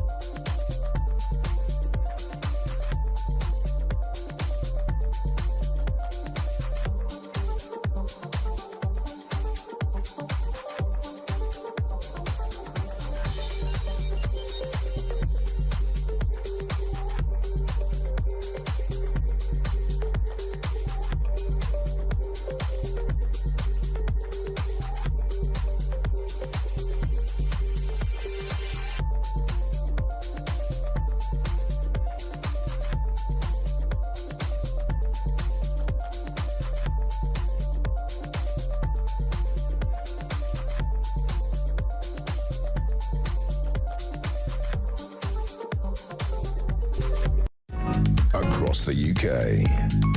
On DAB+, on your smart speaker, on your smart TV, and on your side. This is Talk. Hi there, this is Talk and it's Petrie here, and with me is Ryan Harris, who's a journalist and broadcaster from the US of A. Let's have a look at the Metro for Tuesday. Andrew Accuser, I've got 4 days to live. Now, this is Virginia Giuffre, who accused Andrew, Prince Andrew, of being trafficked to have sex with him, a case that he's always denied. But she was paid quite a lot of money by the Queen, I think 17 million, I think it was, in an out-of-court settlement. She apparently has been in a horrendous car crash in Australia, where she was hit by a bus. But she says she's only got 4 days to live. I don't know how she knows that. It seems odd to me. That's very specific. And especially since it's not something like a cancer diagnosis where they say, well, you have 6 months to live. Yeah. That's a guess. Yeah. So I agree. It's oddly specific. First of all, I want to know what she's doing in Australia. Yeah. I mean, if she's just traveling, enjoying, her late Majesty's money, or what's going on there. But that's just bizarre. Maybe it's another way for her to get her face in front of the cameras. I don't know. It's very odd. She says that her kidneys were injured, but that kidney failure doesn't necessarily always mean death, right? Because you can have dialysis, you can be put on a transplant list, or all of these things. So it's oddly specific. And I'm struggling with it as a story, as a cynical hack that I am. And apparently it comes from her own Instagram post, so she's well enough to Instagram, but she'll be dead in 4 days. Yeah, it's strange. I mean, I wish her well, and it's a horrible thing to speedy recovery, Virginia. Yeah, speedy recovery. I'm sure we'll be seeing you again. And the Daily Star. It's my favourite paper. Another ordinary day in the grand old US of A. Man baby insists he will defy the law to be president until 2033.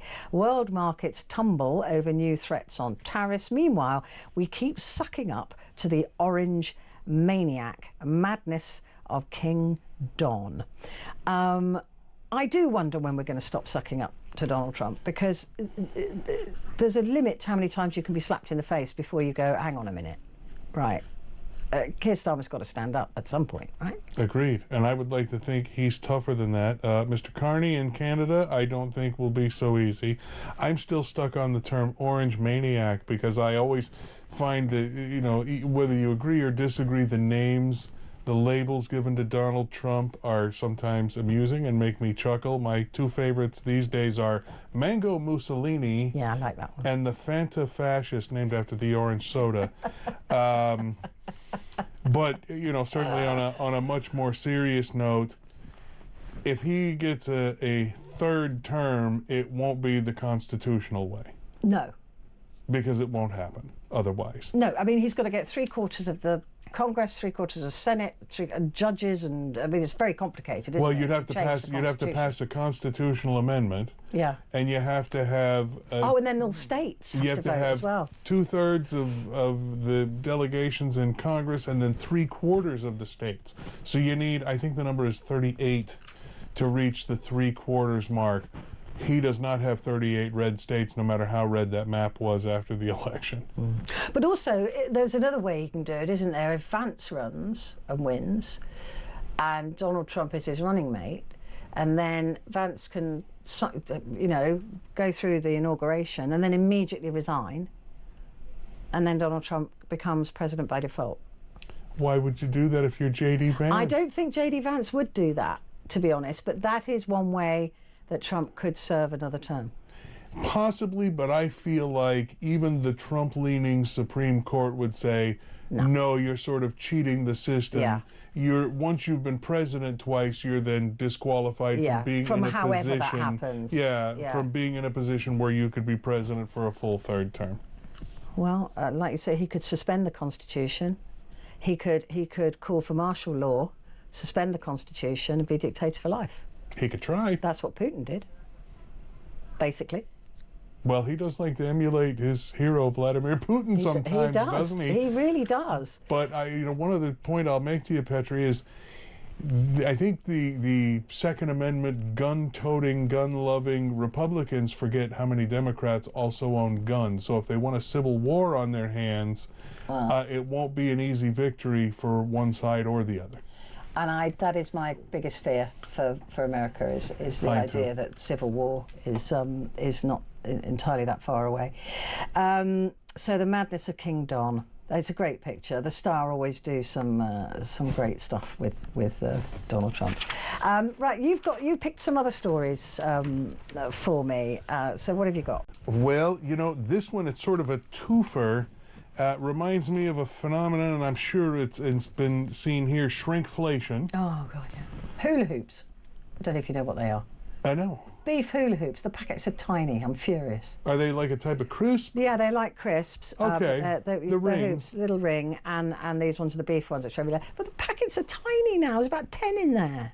Well, and the same thing happened. The one that irritates me, in our family, we eat a lot of ice cream. Right. So the smaller packaging for the same price. But apparently now some upscale restaurants are no longer doing the 125, 175, or 250 You're milliliter. talking wine. The wine glasses I here. recognise the measurements. They only will do the 125 milliliter service when you order a glass of wine.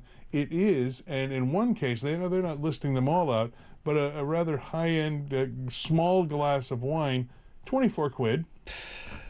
That's a lot. I'll stay at home and or they try to coax you into buying the entire bottle. Meanwhile, this is happening as 1 in 50 British pubs face potential closure for good this year, according to this article here, because of increased taxes, which, we heard from Chancellor Reeves the other day. They're possibly going up again. There's new employment laws that cost them more money every time they, I'm all for protecting the worker and regulations, but it also means you cost the employers more money. And then, of course, rising energy costs are contributing. Now, I'm a big fan. One of the things I love when I come over here is to go to the pub. Yeah, you just don't have that. Not great ones. We have a few. New York's pretty good with bars and stuff. Yeah, but they're not pubs. Can't get a proper fish supper with mushy peas in San Francisco like I can get in London. Yeah. Which is the only reason to come to London. Really. It's a big reason I come. Yeah, no, I think it's so heartbreaking because pubs are more than just a place to go and drink and eat in the UK. And again, it's part of our DNA. It's part of who we are, and it's really sad. The hospitality industry has been sold down the river and ignored and neglected. They don't even have a minister. They don't even have their own minister. And the hospitality industry is massive and brings in hundreds of millions of pounds to this country, and yet they don't even have their own minister. It's disgraceful. Well, 1 more minute. So what have you got for me? 1 minute. The man who drove 1,000 miles up to Scotland to find an NHS dentist. I found that interesting. 1,000 miles. Apparently they're hard to get, but I have the same problem with where our family's on Medi-Cal right now in California. What's Medi-Cal? It's similar to the NHS when the state covers your health, essentially. It's hard to find a dentist. So is it like Medicaid? Or? Yes, Medi-Cal is California's version of federally funded Medicaid. Right. And so, it was hard for my daughter to find a dentist when she needed to have, some work done. I pay out of pocket for mine because I just couldn't be bothered trying to find one waiting 6 months. Dental pain is the worst pain in the world, and if you've got it, that you just want to get that stuff sorted. Ryan, I can't thank you enough for coming in. It's been an absolute joy. I hope you can do it next time you're over. Hope so. Thank you. Thank you. Ryan Harris there. Right, coming up, it's just you and me for the next hour, and there are no guests, there's nothing else. It's just you and me and the phones. So please do pick one up and give me a call. What are we talking about? We're talking about what Keir Starmer has been saying about illegal migration and saying that you are right to be angry. Now, this is I think, a massive change in tone from our Prime Minister, who not long ago was calling us all sort of racists, wasn't he, if we were concerned about that. Anyway, I want to know what you think we should be doing about illegal migration, because he still believes that smashing the gangs is the way forward. I think that's a fool's errand and can't possibly work. But I'd like to hear what you think within the realms of humanity, please. Give me a call.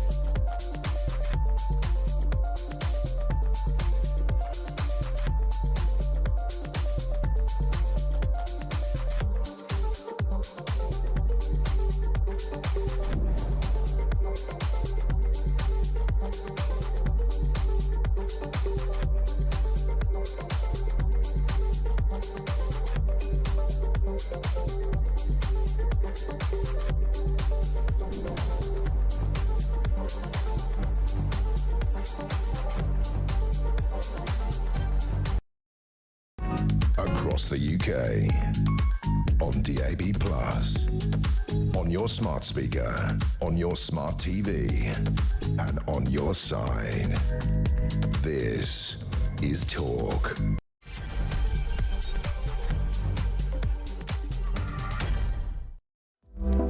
Hello there, and a very good morning to you. It is Petrie here with you, and for the next hour it is just you and me. It is your chance to talk back. So some of the news stories that you may have been hearing all through the day here on Talk. This is one that I know that has been talked about, and that is the PM's global crackdown on people smugglers. Now, Sir Keir Starmer, our Prime Minister, did write a piece. I don't know how he's got the time, frankly, but he wrote a piece for the Daily Mail. He's normally in the Telegraph, to be fair, but he says, I know many of you are angry about illegal migration. You're right to be. British people are compassionate and fair-minded, but we all pay the price for insecure borders, from the cost of accommodating migrants to the strain on our public services. It's a basic question of fairness. And don't think for one moment that it's a good outcome for illegal migrants either. So many of these people are desperate and are exploited.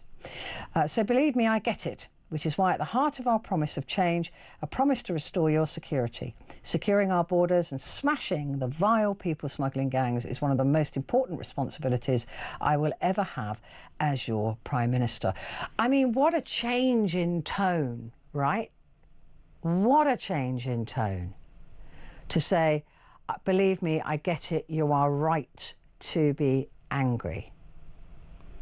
It wasn't that long ago that nobody felt they could even say they were upset about illegal migration for fear of, I don't know, being shut down or being told off or having the police come round. But apparently, we're right to be angry. And I think even those of us who are compassionate and support genuine refugees and asylum seekers, we too are angry, right? We're not stupid.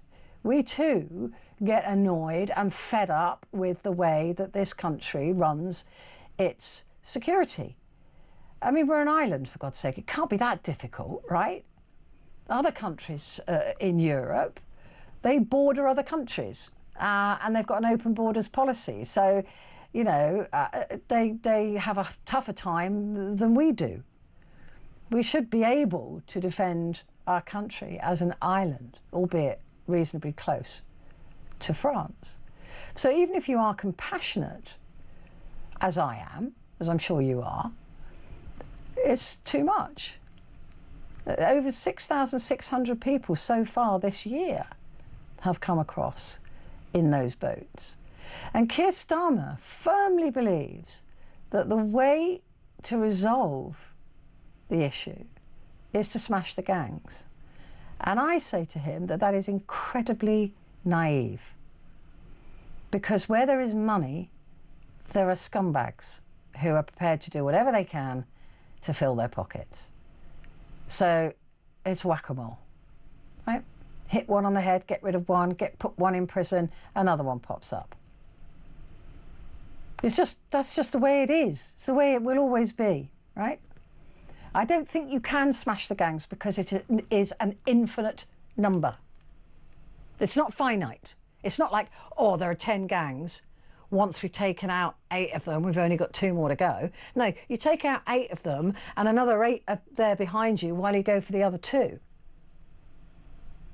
So I don't believe it's a policy. I just don't think it's a policy of note, of worth, of anything. But there must be a better way, whilst being humane, right? Anybody who suggests, oh, we should just let them, you know, drown in the channel, or we should shoot them, navy boats, you know, machine guns. There's no point even saying that, right? There's no point even saying it because it's never going to happen, right? It's just not going to happen. So if that's as far as your intellect can take you, this probably isn't the programme for you. Right? If you think, oh, we'll just shoot them, or, you know, what? If that's as far as your thought process goes, then I don't think you're going to really want to phone in. In fact, I don't want you to phone in. Because we're intelligent, sentient beings. Surely we can come up with a way that is both humane to them and fair to us. Maybe it's to have centres outside of the UK, because at the moment, the only place you can claim asylum or refugee status is on British soil. It's the only place you can claim it. So you have to get here illegally in order to make that claim. There is no other way. None. So if you are fleeing a despot or brutalisation or a war, the only way you can claim asylum is once you reach British soil. Right? You can't claim it in France. You can't claim it anywhere else. In fact, there's only one other place actually, Hong Kong. And for a while it was in Afghanistan, but only a certain number of people. So we can do it. It is possible. But we choose not to. And I don't quite understand why. Because if we did do it offshore, that would stop the draw to the UK. And you could even say, if you travel across the channel, then you will be immediately moved to another place to claim asylum somewhere else. Right? But I don't know why we don't do it. It would immediately solve a lot of problems. So that's one possibility. The other possibility is to, and I think Italy were looking at this, having a third safe country that you could send migrants to. We, if you remember, we had Rwanda for a while. That was I think one person got sent there, and they were paid $3,000 to get on a plane on their own to go, so they weren't exactly deported. But the theory behind that is a good one, right? Basically, if somebody comes to the UK, let's say from Iraq, or no, let's not say Iraq, let's say Yemen, right?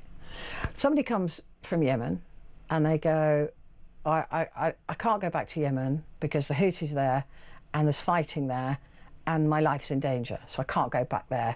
But I know that I'm a bad person and I've done something wrong in your country, but you can't deport me, right?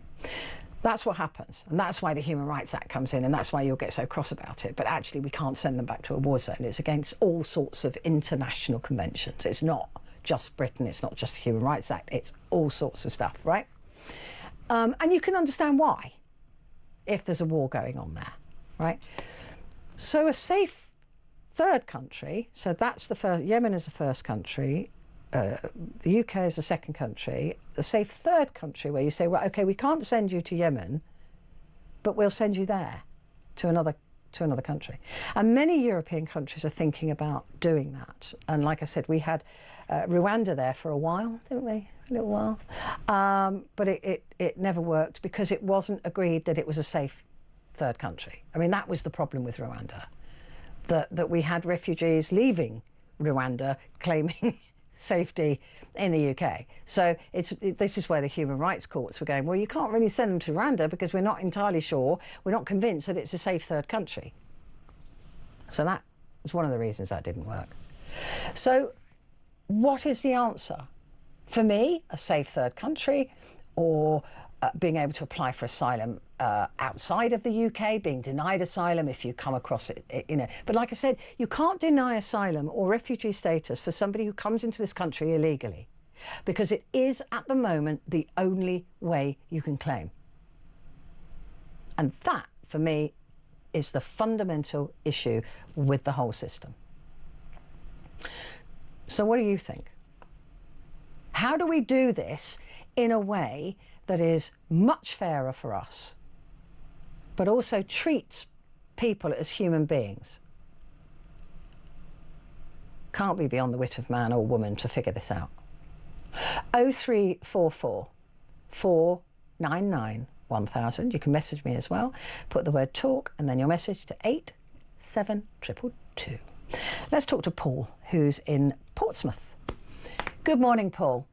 Good morning. Good morning. How are we? Are you all right? Yeah, not too bad, not too bad. I'm staying up late, especially for this. Yeah, pinch punch, first day of the month. It's April Fool's Day. Yeah, too. it certainly is. It certainly is. And you're the first person I've pinched and punched. So, Paul, tell me, what do you think? Well, I don't have any answers. I only have more questions, really. But the one thing that always concerns me is that we've got these illegal migrants coming over here, and I'm predominantly talking about the ones coming across on the boats. Now, they come over to seek asylum. I keep hearing this bandied around that we're processing them. There's a backlog, we're processing them. Now, I don't know what processing them means, because they get off a boat, they have no paperwork, we don't even know really where they're from. So what is this backlog of processing when you have a civil servant sat there with an illegal migrant stood in front of them saying, I'm Joe Broggs from such and such? What are we processing?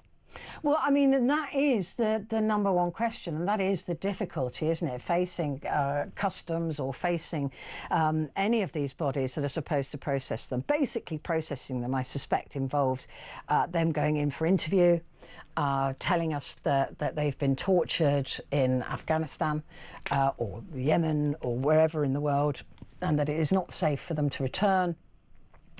No, they can't prove it. We can't prove that they're not. We can barely prove that they're not children at times. And then because of the uncertainty, they will get leave to remain, at least on a temporary basis, before a further interview down the line. But this is the problem that we have, is that a lot of people will obviously claim to come from a country where we know there's war. We might have interpreters. They might, I mean, I suspect that if you say you're from Yemen, they'd bring somebody in who speaks the local language, and if you don't speak it, they could prove you in a lie. But then where do you send them back to if you don't know where they came from? Yeah, and that's my point. If they come over here, we can't prove otherwise, and we have to probably err on the side of caution. And are we just allowing them to get processed and then to stay over here simply because we can't prove otherwise? And I suspect we are, yeah. And to me, that's the incentive to come over here. You come over here and you drop all your paperwork in the channel.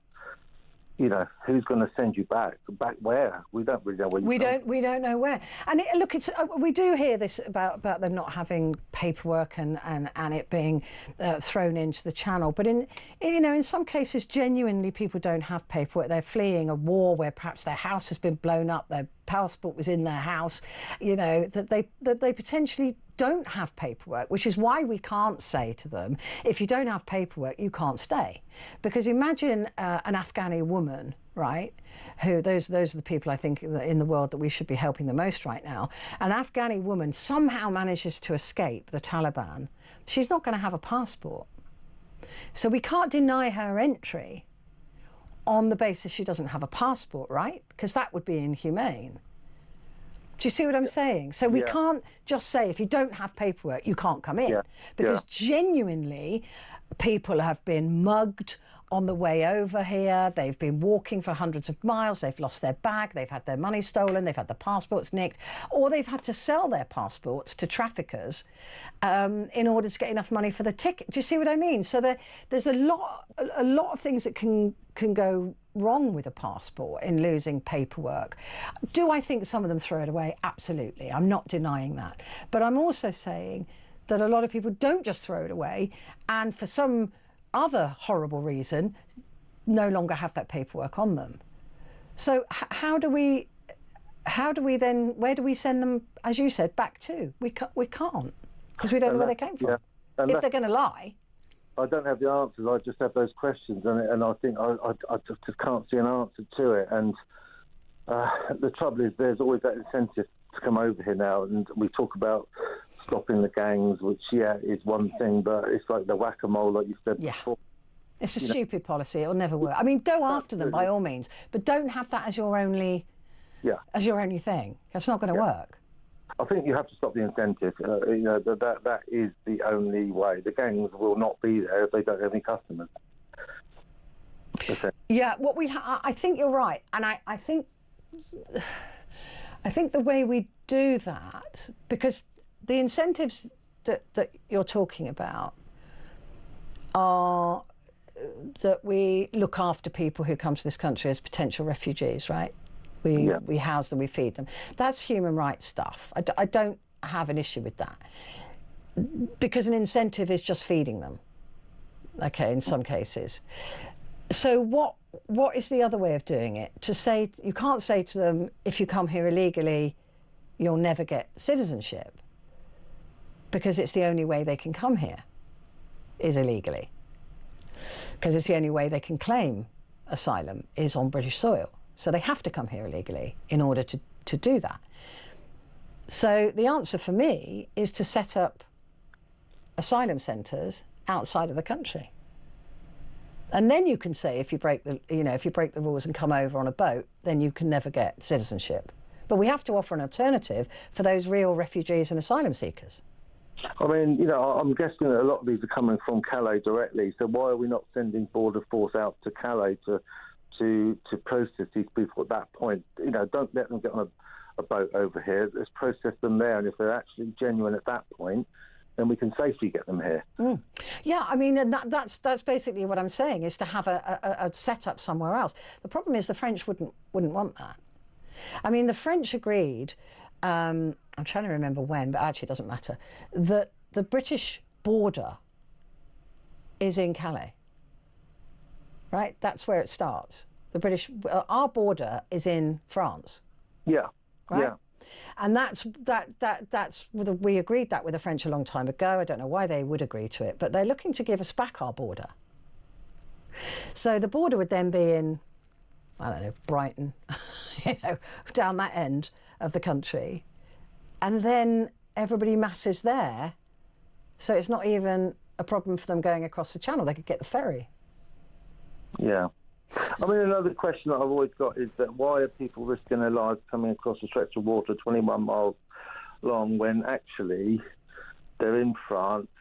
What is that motivation to go there? You know, they've travelled from wherever to get to Calais. What is the motivation then to get on a boat, to risk your life, to actually come to another safe country when you're already in one? What's that motivation about? Yeah, I think that is a really good question, and I think it's probably answered more on an individual basis. But one of the main draws of the UK, it's not the money. It's not that we're overly generous with benefits and things, because actually they're not bad in France if you're a migrant. You get the similar, help with housing, healthcare, and pocket money, right? So it's about the same. It's slightly more generous actually in France. But one of the draws to the UK is simply the English language. That they've probably learnt English through movies, music, all sorts of things all over the world. English is the most commonly spoken other language. And so you come to the UK and you've already got a basic understanding of the English language. And that is one of the biggest draws. Yeah. And family. I suppose if you've already got family here, if you've got a community here, you've been lied to and told that the streets are paved with gold. I don't know. I mean, there are lots. I suppose it's individual. Yeah. Yeah, it's a tough one, and I don't see Keir Starmer sorting it out anytime soon, to be honest. I agree with you. I agree with you, especially if the only arrow in his quiver is to smash the gangs, then it's never going to. That is absolutely laughable. It's never going to happen. You know, it's like trying to stop the drug trade by stopping the cartels. There'll be another one set up. You know, you'll never stop it that way. Exactly right, Paul. It's a very good comparison, actually. I completely agree with you. It's just not going to happen. But there has to be a better way than this, because everybody's paying the price for the moment, aren't we? Yeah, absolutely. It's out of control, and I think there isn't an easy answer. And I think we all know that, but he has to be more positive and come up with it. He can't just keep saying he's going to do something and not do it. Really. Yeah, and I think what is it they say about madness? Doing the same thing over and over again and expecting a different result. We've got to try something different. Yeah. We've got to do something different because this isn't working. Paul, brilliant call. Thank you very much indeed. I'm going to take a very quick break, but I will be back.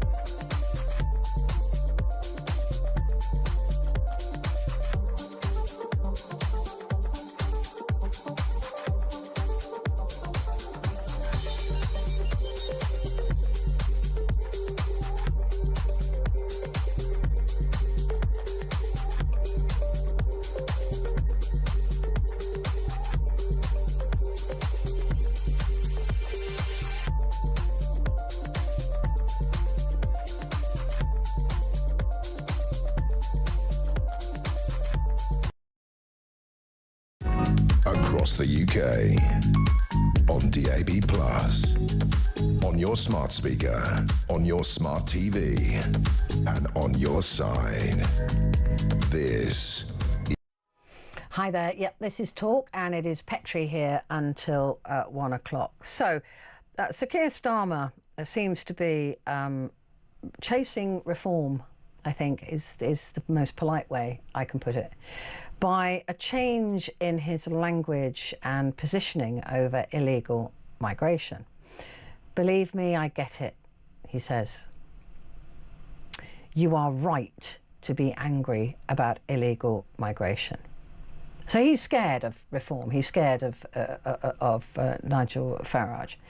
And he's trying to look as though, I understand, I'm with you on this, which I don't think he does. I think he gets that we're angry, but I don't think he gets why. I mean, what I can't understand is that we've been doing the same thing over and over and over and over and over and over and over and over and over and over again for years, expecting a different result. And what happens? Of course, we don't get a different result. Quelle surprise. So, what is the answer? Smashing the gangs is definitely not it. I mean, by all means, go after them. Do that, and do something different. Do something else that is fair to us and humane to them. That's all. And it can't be. I've come up with two things: a safe third country. Rwanda was not it. And or centres outside of the UK where you can, as an asylum seeker or a refugee, apply there before you come here. Because at the moment, as I keep saying, and I keep reiterating this, because a lot of people go, oh, well, they're illegal. But the only way to claim refugee status or asylum is on British soil. You cannot do it anywhere else, apart from occasionally Hong Kong and a little bit in Afghanistan for a while. So that's what is happening. And the majority of refugees at the moment, interestingly, are coming from Vietnam, where, as far as I know, there isn't a war. So have them apply somewhere else, and then if they're rejected, I suspect they'll try and come across. But then you say, if you do come across on a boat, because we've set up centres where you can apply elsewhere, the second you land on British soil, you will be rejected, ejected and ejected. But at the moment, we can't say that because there is no other way to claim it. So that would be my idea. I don't know why it's not being done. There's probably a very poor reason. I was going to say a very good reason, but I doubt it's a very good reason. Let's speak to Linda, who's in London. Hi, Linda. How are you? Oh, really well, thank you. Good. Happy April Fool's Day. Oh, it is, isn't it? Yeah. Yeah. Yeah. Oh, I've got a prankster of a husband, so thanks for reminding me of that. I better be on the lookout. I've completely forgotten. Thanks for reminding him as well, then. Thank you. Oh, sorry. Well, now at least you're on the lookout for it. I'm on the lookout. So I'm in complete agreement, and I've been saying for a long time, like you, about the processing centres. I actually think we should take France slightly out of the equation, because most people that are coming in by boat are originally going to places like Italy and Greece. So maybe that's our first port of call. But the other thing, and this will take a Europe-wide effort, but I think we need to start saying, OK, let's have processing centres. Let's start taking people from designated refugee camps. Because we don't. I think we take about 1,000 a year. And they're the most vulnerable as well. That's mainly women, children, elderly. But of course, it makes sense to me that you would send the fittest, youngest member of your family, which usually happens to be a young man. Yeah, and again, a lot of people go, "Oh, why is it always young men?" Well, like you said, they're the fittest, they're the youngest, if the strongest. They're the most likely to be able to survive a horrendous journey, and then they get to the country that they believe is going to be safe for them, and then they go through the process and then bring their family over. So that does make sense to me. It's not some huge conspiracy, right, to send these young men. It's just because that I would do the same. You're right. Absolutely. And also people saying, why would they go through France and come to the UK? And I think, if we suddenly had to leave the UK because, I don't know, we were being persecuted, we needed to claim asylum or a refugee status, my husband's half Spanish. So he isn't a Spanish passport holder, although he could get one.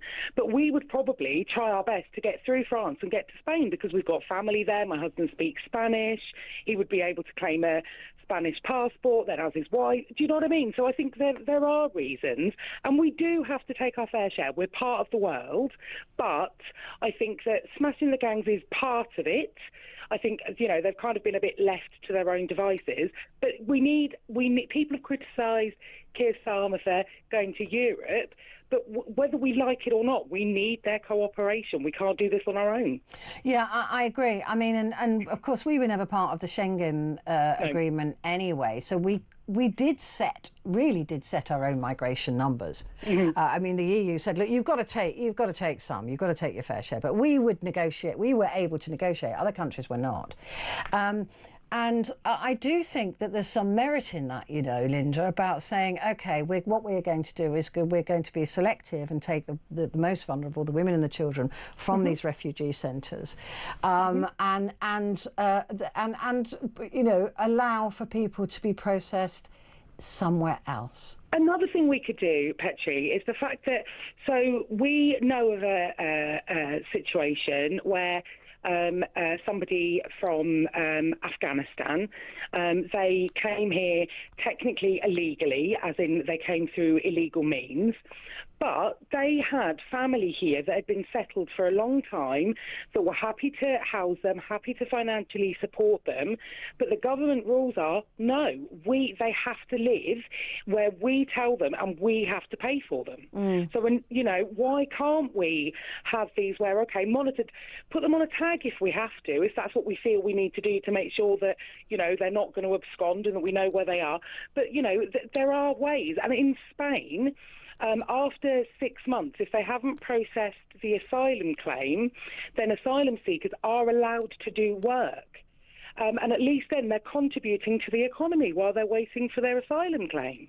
Yeah, you see, again, why can't we do that? I agree with that as well. I do agree with that as well, because at the moment we're just funding them for years and years and years.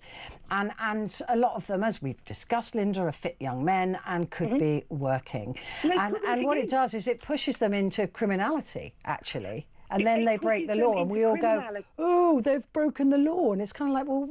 Criminality and extremism, Petrie, because we're saying we don't want these young men. So all these groomers, they've got easy prey, haven't they? Oh, look, they don't want you. No one wants you. They all think you're going to be, I don't know, a terrorist or an extremist, so you might as well. I know that sounds a bit simplistic. No, it doesn't. It's good. Yeah, I agree with you. I agree with you that we keep them as being vulnerable and useless, and then we complain that we're having to pay for them. And if we did allow look, like you said, within 6 months, if we haven't processed your claim, you can have a green card or whatever to work. Yep. It doesn't mean you're a citizen, but it means you can pay your way, get out of the hotel that we're forking out for, and go and get a job and rent somewhere like everybody else. I very quickly just want to say as well, we need to stop. We need to remember these are human beings just trying to do their best in life. Exactly what I always say as well. Let's stop dehumanising. Yes, there's a problem, but let's stop dehumanising people. Yeah, I you know me, Linda. I could not agree with you more. Thank you, my darling. It's great to talk to you. So we're going to continue this conversation, but first of all, let me tell you about how you could win tickets to see Oasis. You can't buy them anymore. So these Oasis tickets at Wembley this summer, and Mike Graham has the details for you.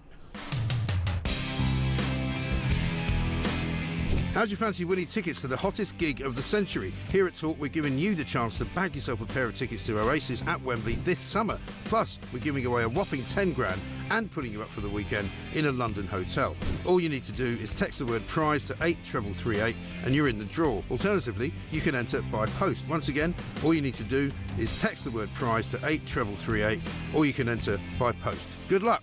18 plus UK excluding Northern Ireland. Enter by text for £2 plus one standard network charge by 11 p.m. on the 7th of April 2025. Or post your name and number to Oasis competition, PO Box 3190. Colchester CO2 8GP to arrive by 5 p.m. on the 10th of April 2025. Full terms and conditions at talksport.com. This is a News Broadcasting Network promotion. So there you go. Tickets you can no longer buy, but you might be able to win. I'm going to take a quick break, but I'll be back in just a moment with more of your calls.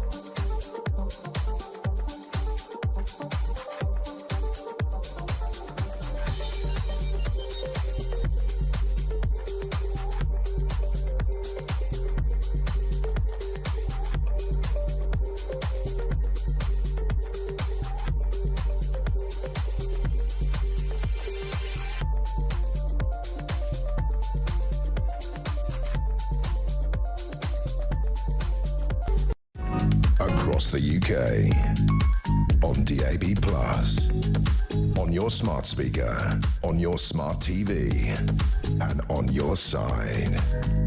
This is Talk. Hello there, good morning to you. This is Talk and it's Petrie here with you through until 1 o'clock. And we're talking this morning about Sir Keir Starmer, our Prime Minister, changing his tune somewhat. My suspicion is chasing the reform votes by saying, believe me, I get it, you are right to be angry about illegal migration. And that is a change of tone. His idea is to smash the gangs, which is, you know, it's a decent idea, but it's not the answer. That's not going to solve the problem because gangs, they just sprout up, won't they? Just some other scumbag will do it if the other scumbag is gone. So it's like drug dealers, right? It's just never going to stop. It doesn't stop that way. That's not how you stop it. It doesn't also stop by doing the same thing over and over and over and over again and expecting something different to happen. So that's what we've been doing for 10 years. So something else, please, just do something else. A couple of messages I want to read out. Keir does not get it, just the same as he doesn't get targeting the vulnerable or the cost of living. He is a fool, unfortunately. Something needs to be done without a doubt, starting with sorting out the French camps. Oh my God, how many times, Sam, have we done that? How many times? Sally says, when I was talking about passports and how it's not always that they dump them in the sea. I mean, obviously I know that people do, but others, things happen and a very long journey, and you might lose your passport, have it taken off you, stolen, sold, whatever, or may not have it in the first place. Sally says they could take a picture of their passport and documents and upload it to their email or the cloud. Then if they lose the paperwork, they can access them easily with for their password, with their password. Just an idea. And I think that is a really sensible idea if you've got all of those things to hand. I think that, again, a woman escaping from Afghanistan, for example, wouldn't have those things to hand. But, you know, right, Jeff has said if they can't prove who they are, they should be detained until they're happy to tell us where they're from, even if it's years. Set up an encampment in one of the Scottish Isles, not for the women or children, but for all the fighting age men, which is why they are coming. I don't think they're coming here to fight. I think they're coming here because, as Linda and I were saying, they're the youngest and the fittest, and they are more likely to be able to make a journey such as the one that they've made, and survive it, and then they can possibly then more likely to work. Maybe in a patriarchy, they think that they could work. Sending a woman over wouldn't be any good to them. So, but also, until they're happy to tell us where they're from, how can we prove that? I mean, I don't know. The French offered the UK asylum processing centres in France as part of our Brexit deal, but Boris Johnson didn't want it. I'm not aware of that, but you're probably right, and I just think that's what we need to do. Maybe, I don't know. Anthony says about these immigrants who have no identity on them, we can't send them anywhere because we don't know where they're from. Exactly. If someone from Albania claims asylum in the UK, they have to have their claim processed before they're officially described as not a genuine asylum seeker. Well, that's just ridiculous. It can't be beyond the wit of anybody to figure out they're Albanian and then just go, well, you don't need to be processed because you shouldn't be here. There's no war going on in your country. There you go. Off. I think that's stupid. Not you who made the comment, but and Ruth just says, where's the proof that Keir Starmer got 23,000 migrants sent back? This is more lies and lies. You cannot trust a word Keir Starmer says. I do actually believe he's managed to send people back, but what I said is he's not talking about where. And I suspect that most of those are from Albania, which is an easy send back. Right, because they've got no right to be here, blah blah. So it's not who he sent back, it's where and who they were, which is the most important thing. Which we don't have that information. And Grant has said, I have a question. Does anybody know what happened with Rwanda and the houses the government built and we paid for? Why can't we buy land in Rwanda, build like a consulate and asylum application centres, take away the right to have to land on English soil to claim asylum? It will redirect the flow of human traffic to a place where there is enough space for everybody to apply. Yeah, I mean, it does make sense. The only problem is that we also have refugees and asylum seekers from Rwanda. So it was never really, that was one of the big questions, is it really considered a safe country? Rwanda were going, yeah, we're really safe. But there was always that element of doubt there. But that's basically the theory that I was talking about, and that is to have a safe third country, and that would work. That's exactly what should happen, Grant. So, right idea, possibly the wrong country. But we have already paid, like you said, and there was some talk about Germany buying those properties from us and then using it to send their own asylum seekers to, but the Germans denied that they ever said that. So apparently we still own them. I don't know, you could have a nice holiday let. I don't know. Grant, thank you for your messages as ever. Right, let's go to Carol now, who's in Manchester. Carol, good morning. Oh, good morning. Wow. My God, you went through everything. The thing is like at the end of the day, where do we start, where do we go, or whatever, we definitely do need to do something Absolutely different. Agree with you. And the thing is, I'm not keen on this Prime Minister anyway, but I'll go with that. He had a meeting with 40 countries, right? So we have to go somewhere differently with it. Unfortunate, a decade ago, we opened all our borders all the way through Europe, and this is the consequences of what's happened. This is not just England and France, okay, France are waving, like they say, we're waving the boats away or whatever. The whole of Europe needs to get together and try to sort something out. At the end of the day, it's not just one country. We really do need to be as a team. I hate to say that, but we really, really, really do. And at the end of the day, if they're throwing the passports, they're throwing they've probably gone through about 4 or 5 countries before they threw them. So we need to get any organisation or something different to say where these people start off and where they finish, and maybe it might be in our country so we can move on. It's the only thing is that each country does not want to know or does not want to say anything because there's nothing organised between each other, and that's what the problem is.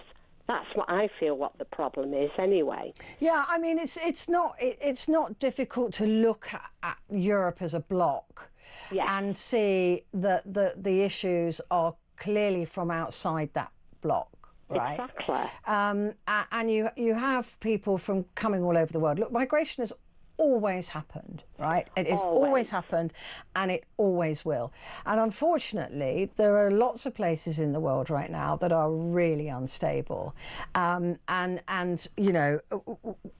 things like cutting foreign aid, which I know a lot of people are in favour of, unfortunately, can create more instability, which leads to more migration. But that's the thing is when you have people here in Britain, with it, it depends on what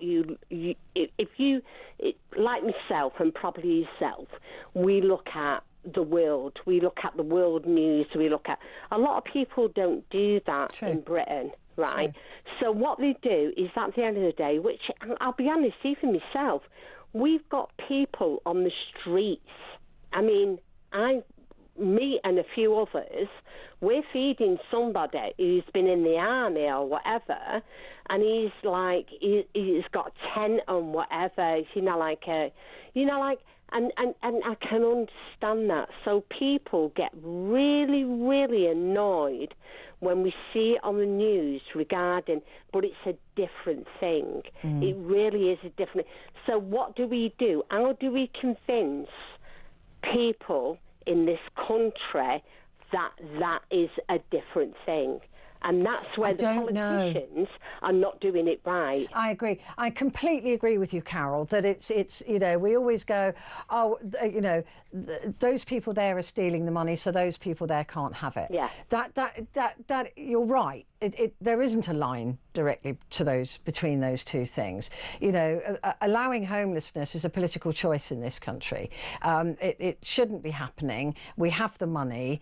If we didn't funnel it through to all the billionaires and the wealth and the big companies, we would have the money to do that. That's a political choice. It's a political choice not to tax these massive corporations that are making billions of pounds in this country, and they don't pay their fair share of tax. Like you say regarding about immigration again is it's being used for political reasons. And it's not just this country, it's like every European country are using it because of whatever their problems are within their country, they're using it, and that's where we're losing it. And we do have to, there's no doubt about it, we do have to work with each other's country. But unfortunately, they're all arguing with each other. It's a disgrace. Do you know what, as well, Carol? It's a useful tool to keep us all distracted as well. It's useful to point to them and make us hate them, and not blame the government, I think, as well. Carol, brilliant call. I've got to take a very quick break, but I will be back in just a moment. Loads of calls and loads of messages.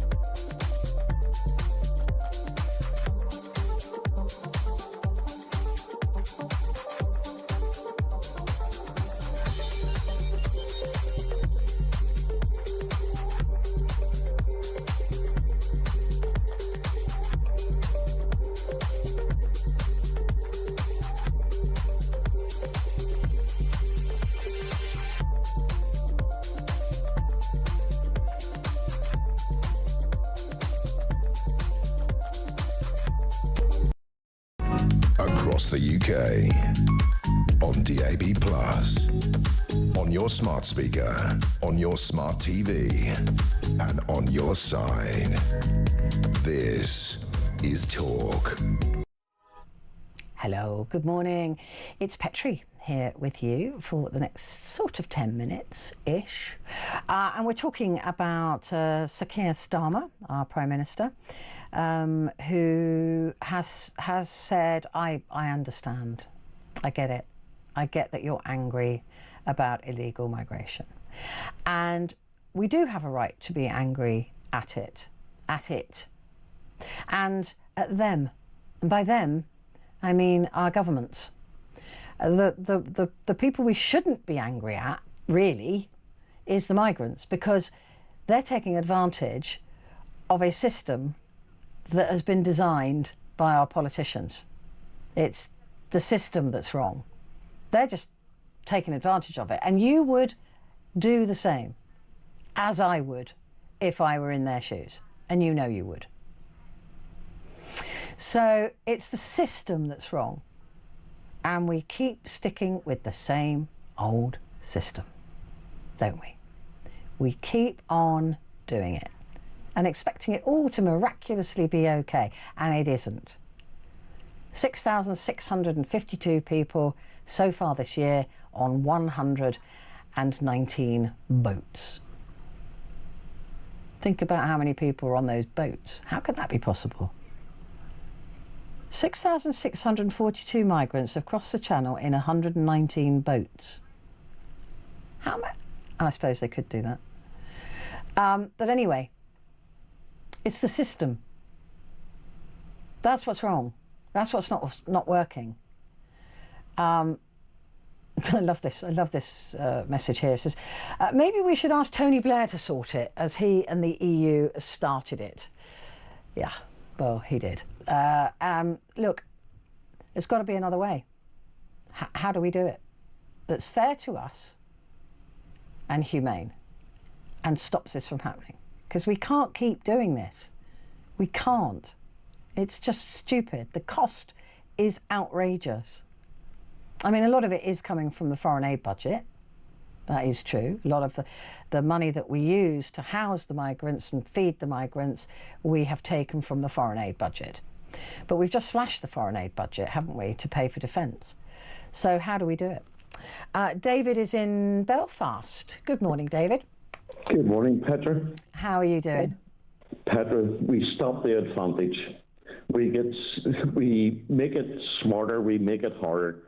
All we need is 12-mile zone outside France, right? And we plant a big boat and we take the immigrants on coming from France and they stay there for 2 years until we process their applications. Why would it take 2 years? Because there's so many coming across and solicitors can't get out there and stuff like that. Why do not we build a village 12 miles out of France, welcome them all, give them food, give them accommodation. They could be on a boat for 2 years and let them know before they come. Keep it stupid simple. Okay, so are you in a sort of way wanting to punish them? No, I'm saying we're putting them on the Bivvy Stockholm boat, which wasn't great. No. But we must have 6 or 7 liners lying around the country that could be refitted to accommodate and make the people welcome. But until they can prove that they're able to come into the country, they stay there. And the process, because there's so many, could take up to 2 years. And then you tell the people that who's coming on the boats. And if they want to lift back to France, we can oblige. It's pretty similar, though, to the idea of having asylum claiming centres off British soil. Right. It's pretty similar, but if you imagine being on a boat for up to 2 years. I'm not saying it could take 1 year, it could take 6 months, it could take 3 weeks. But if you've no right to claim asylum, you're going to feel pretty weird living on a boat.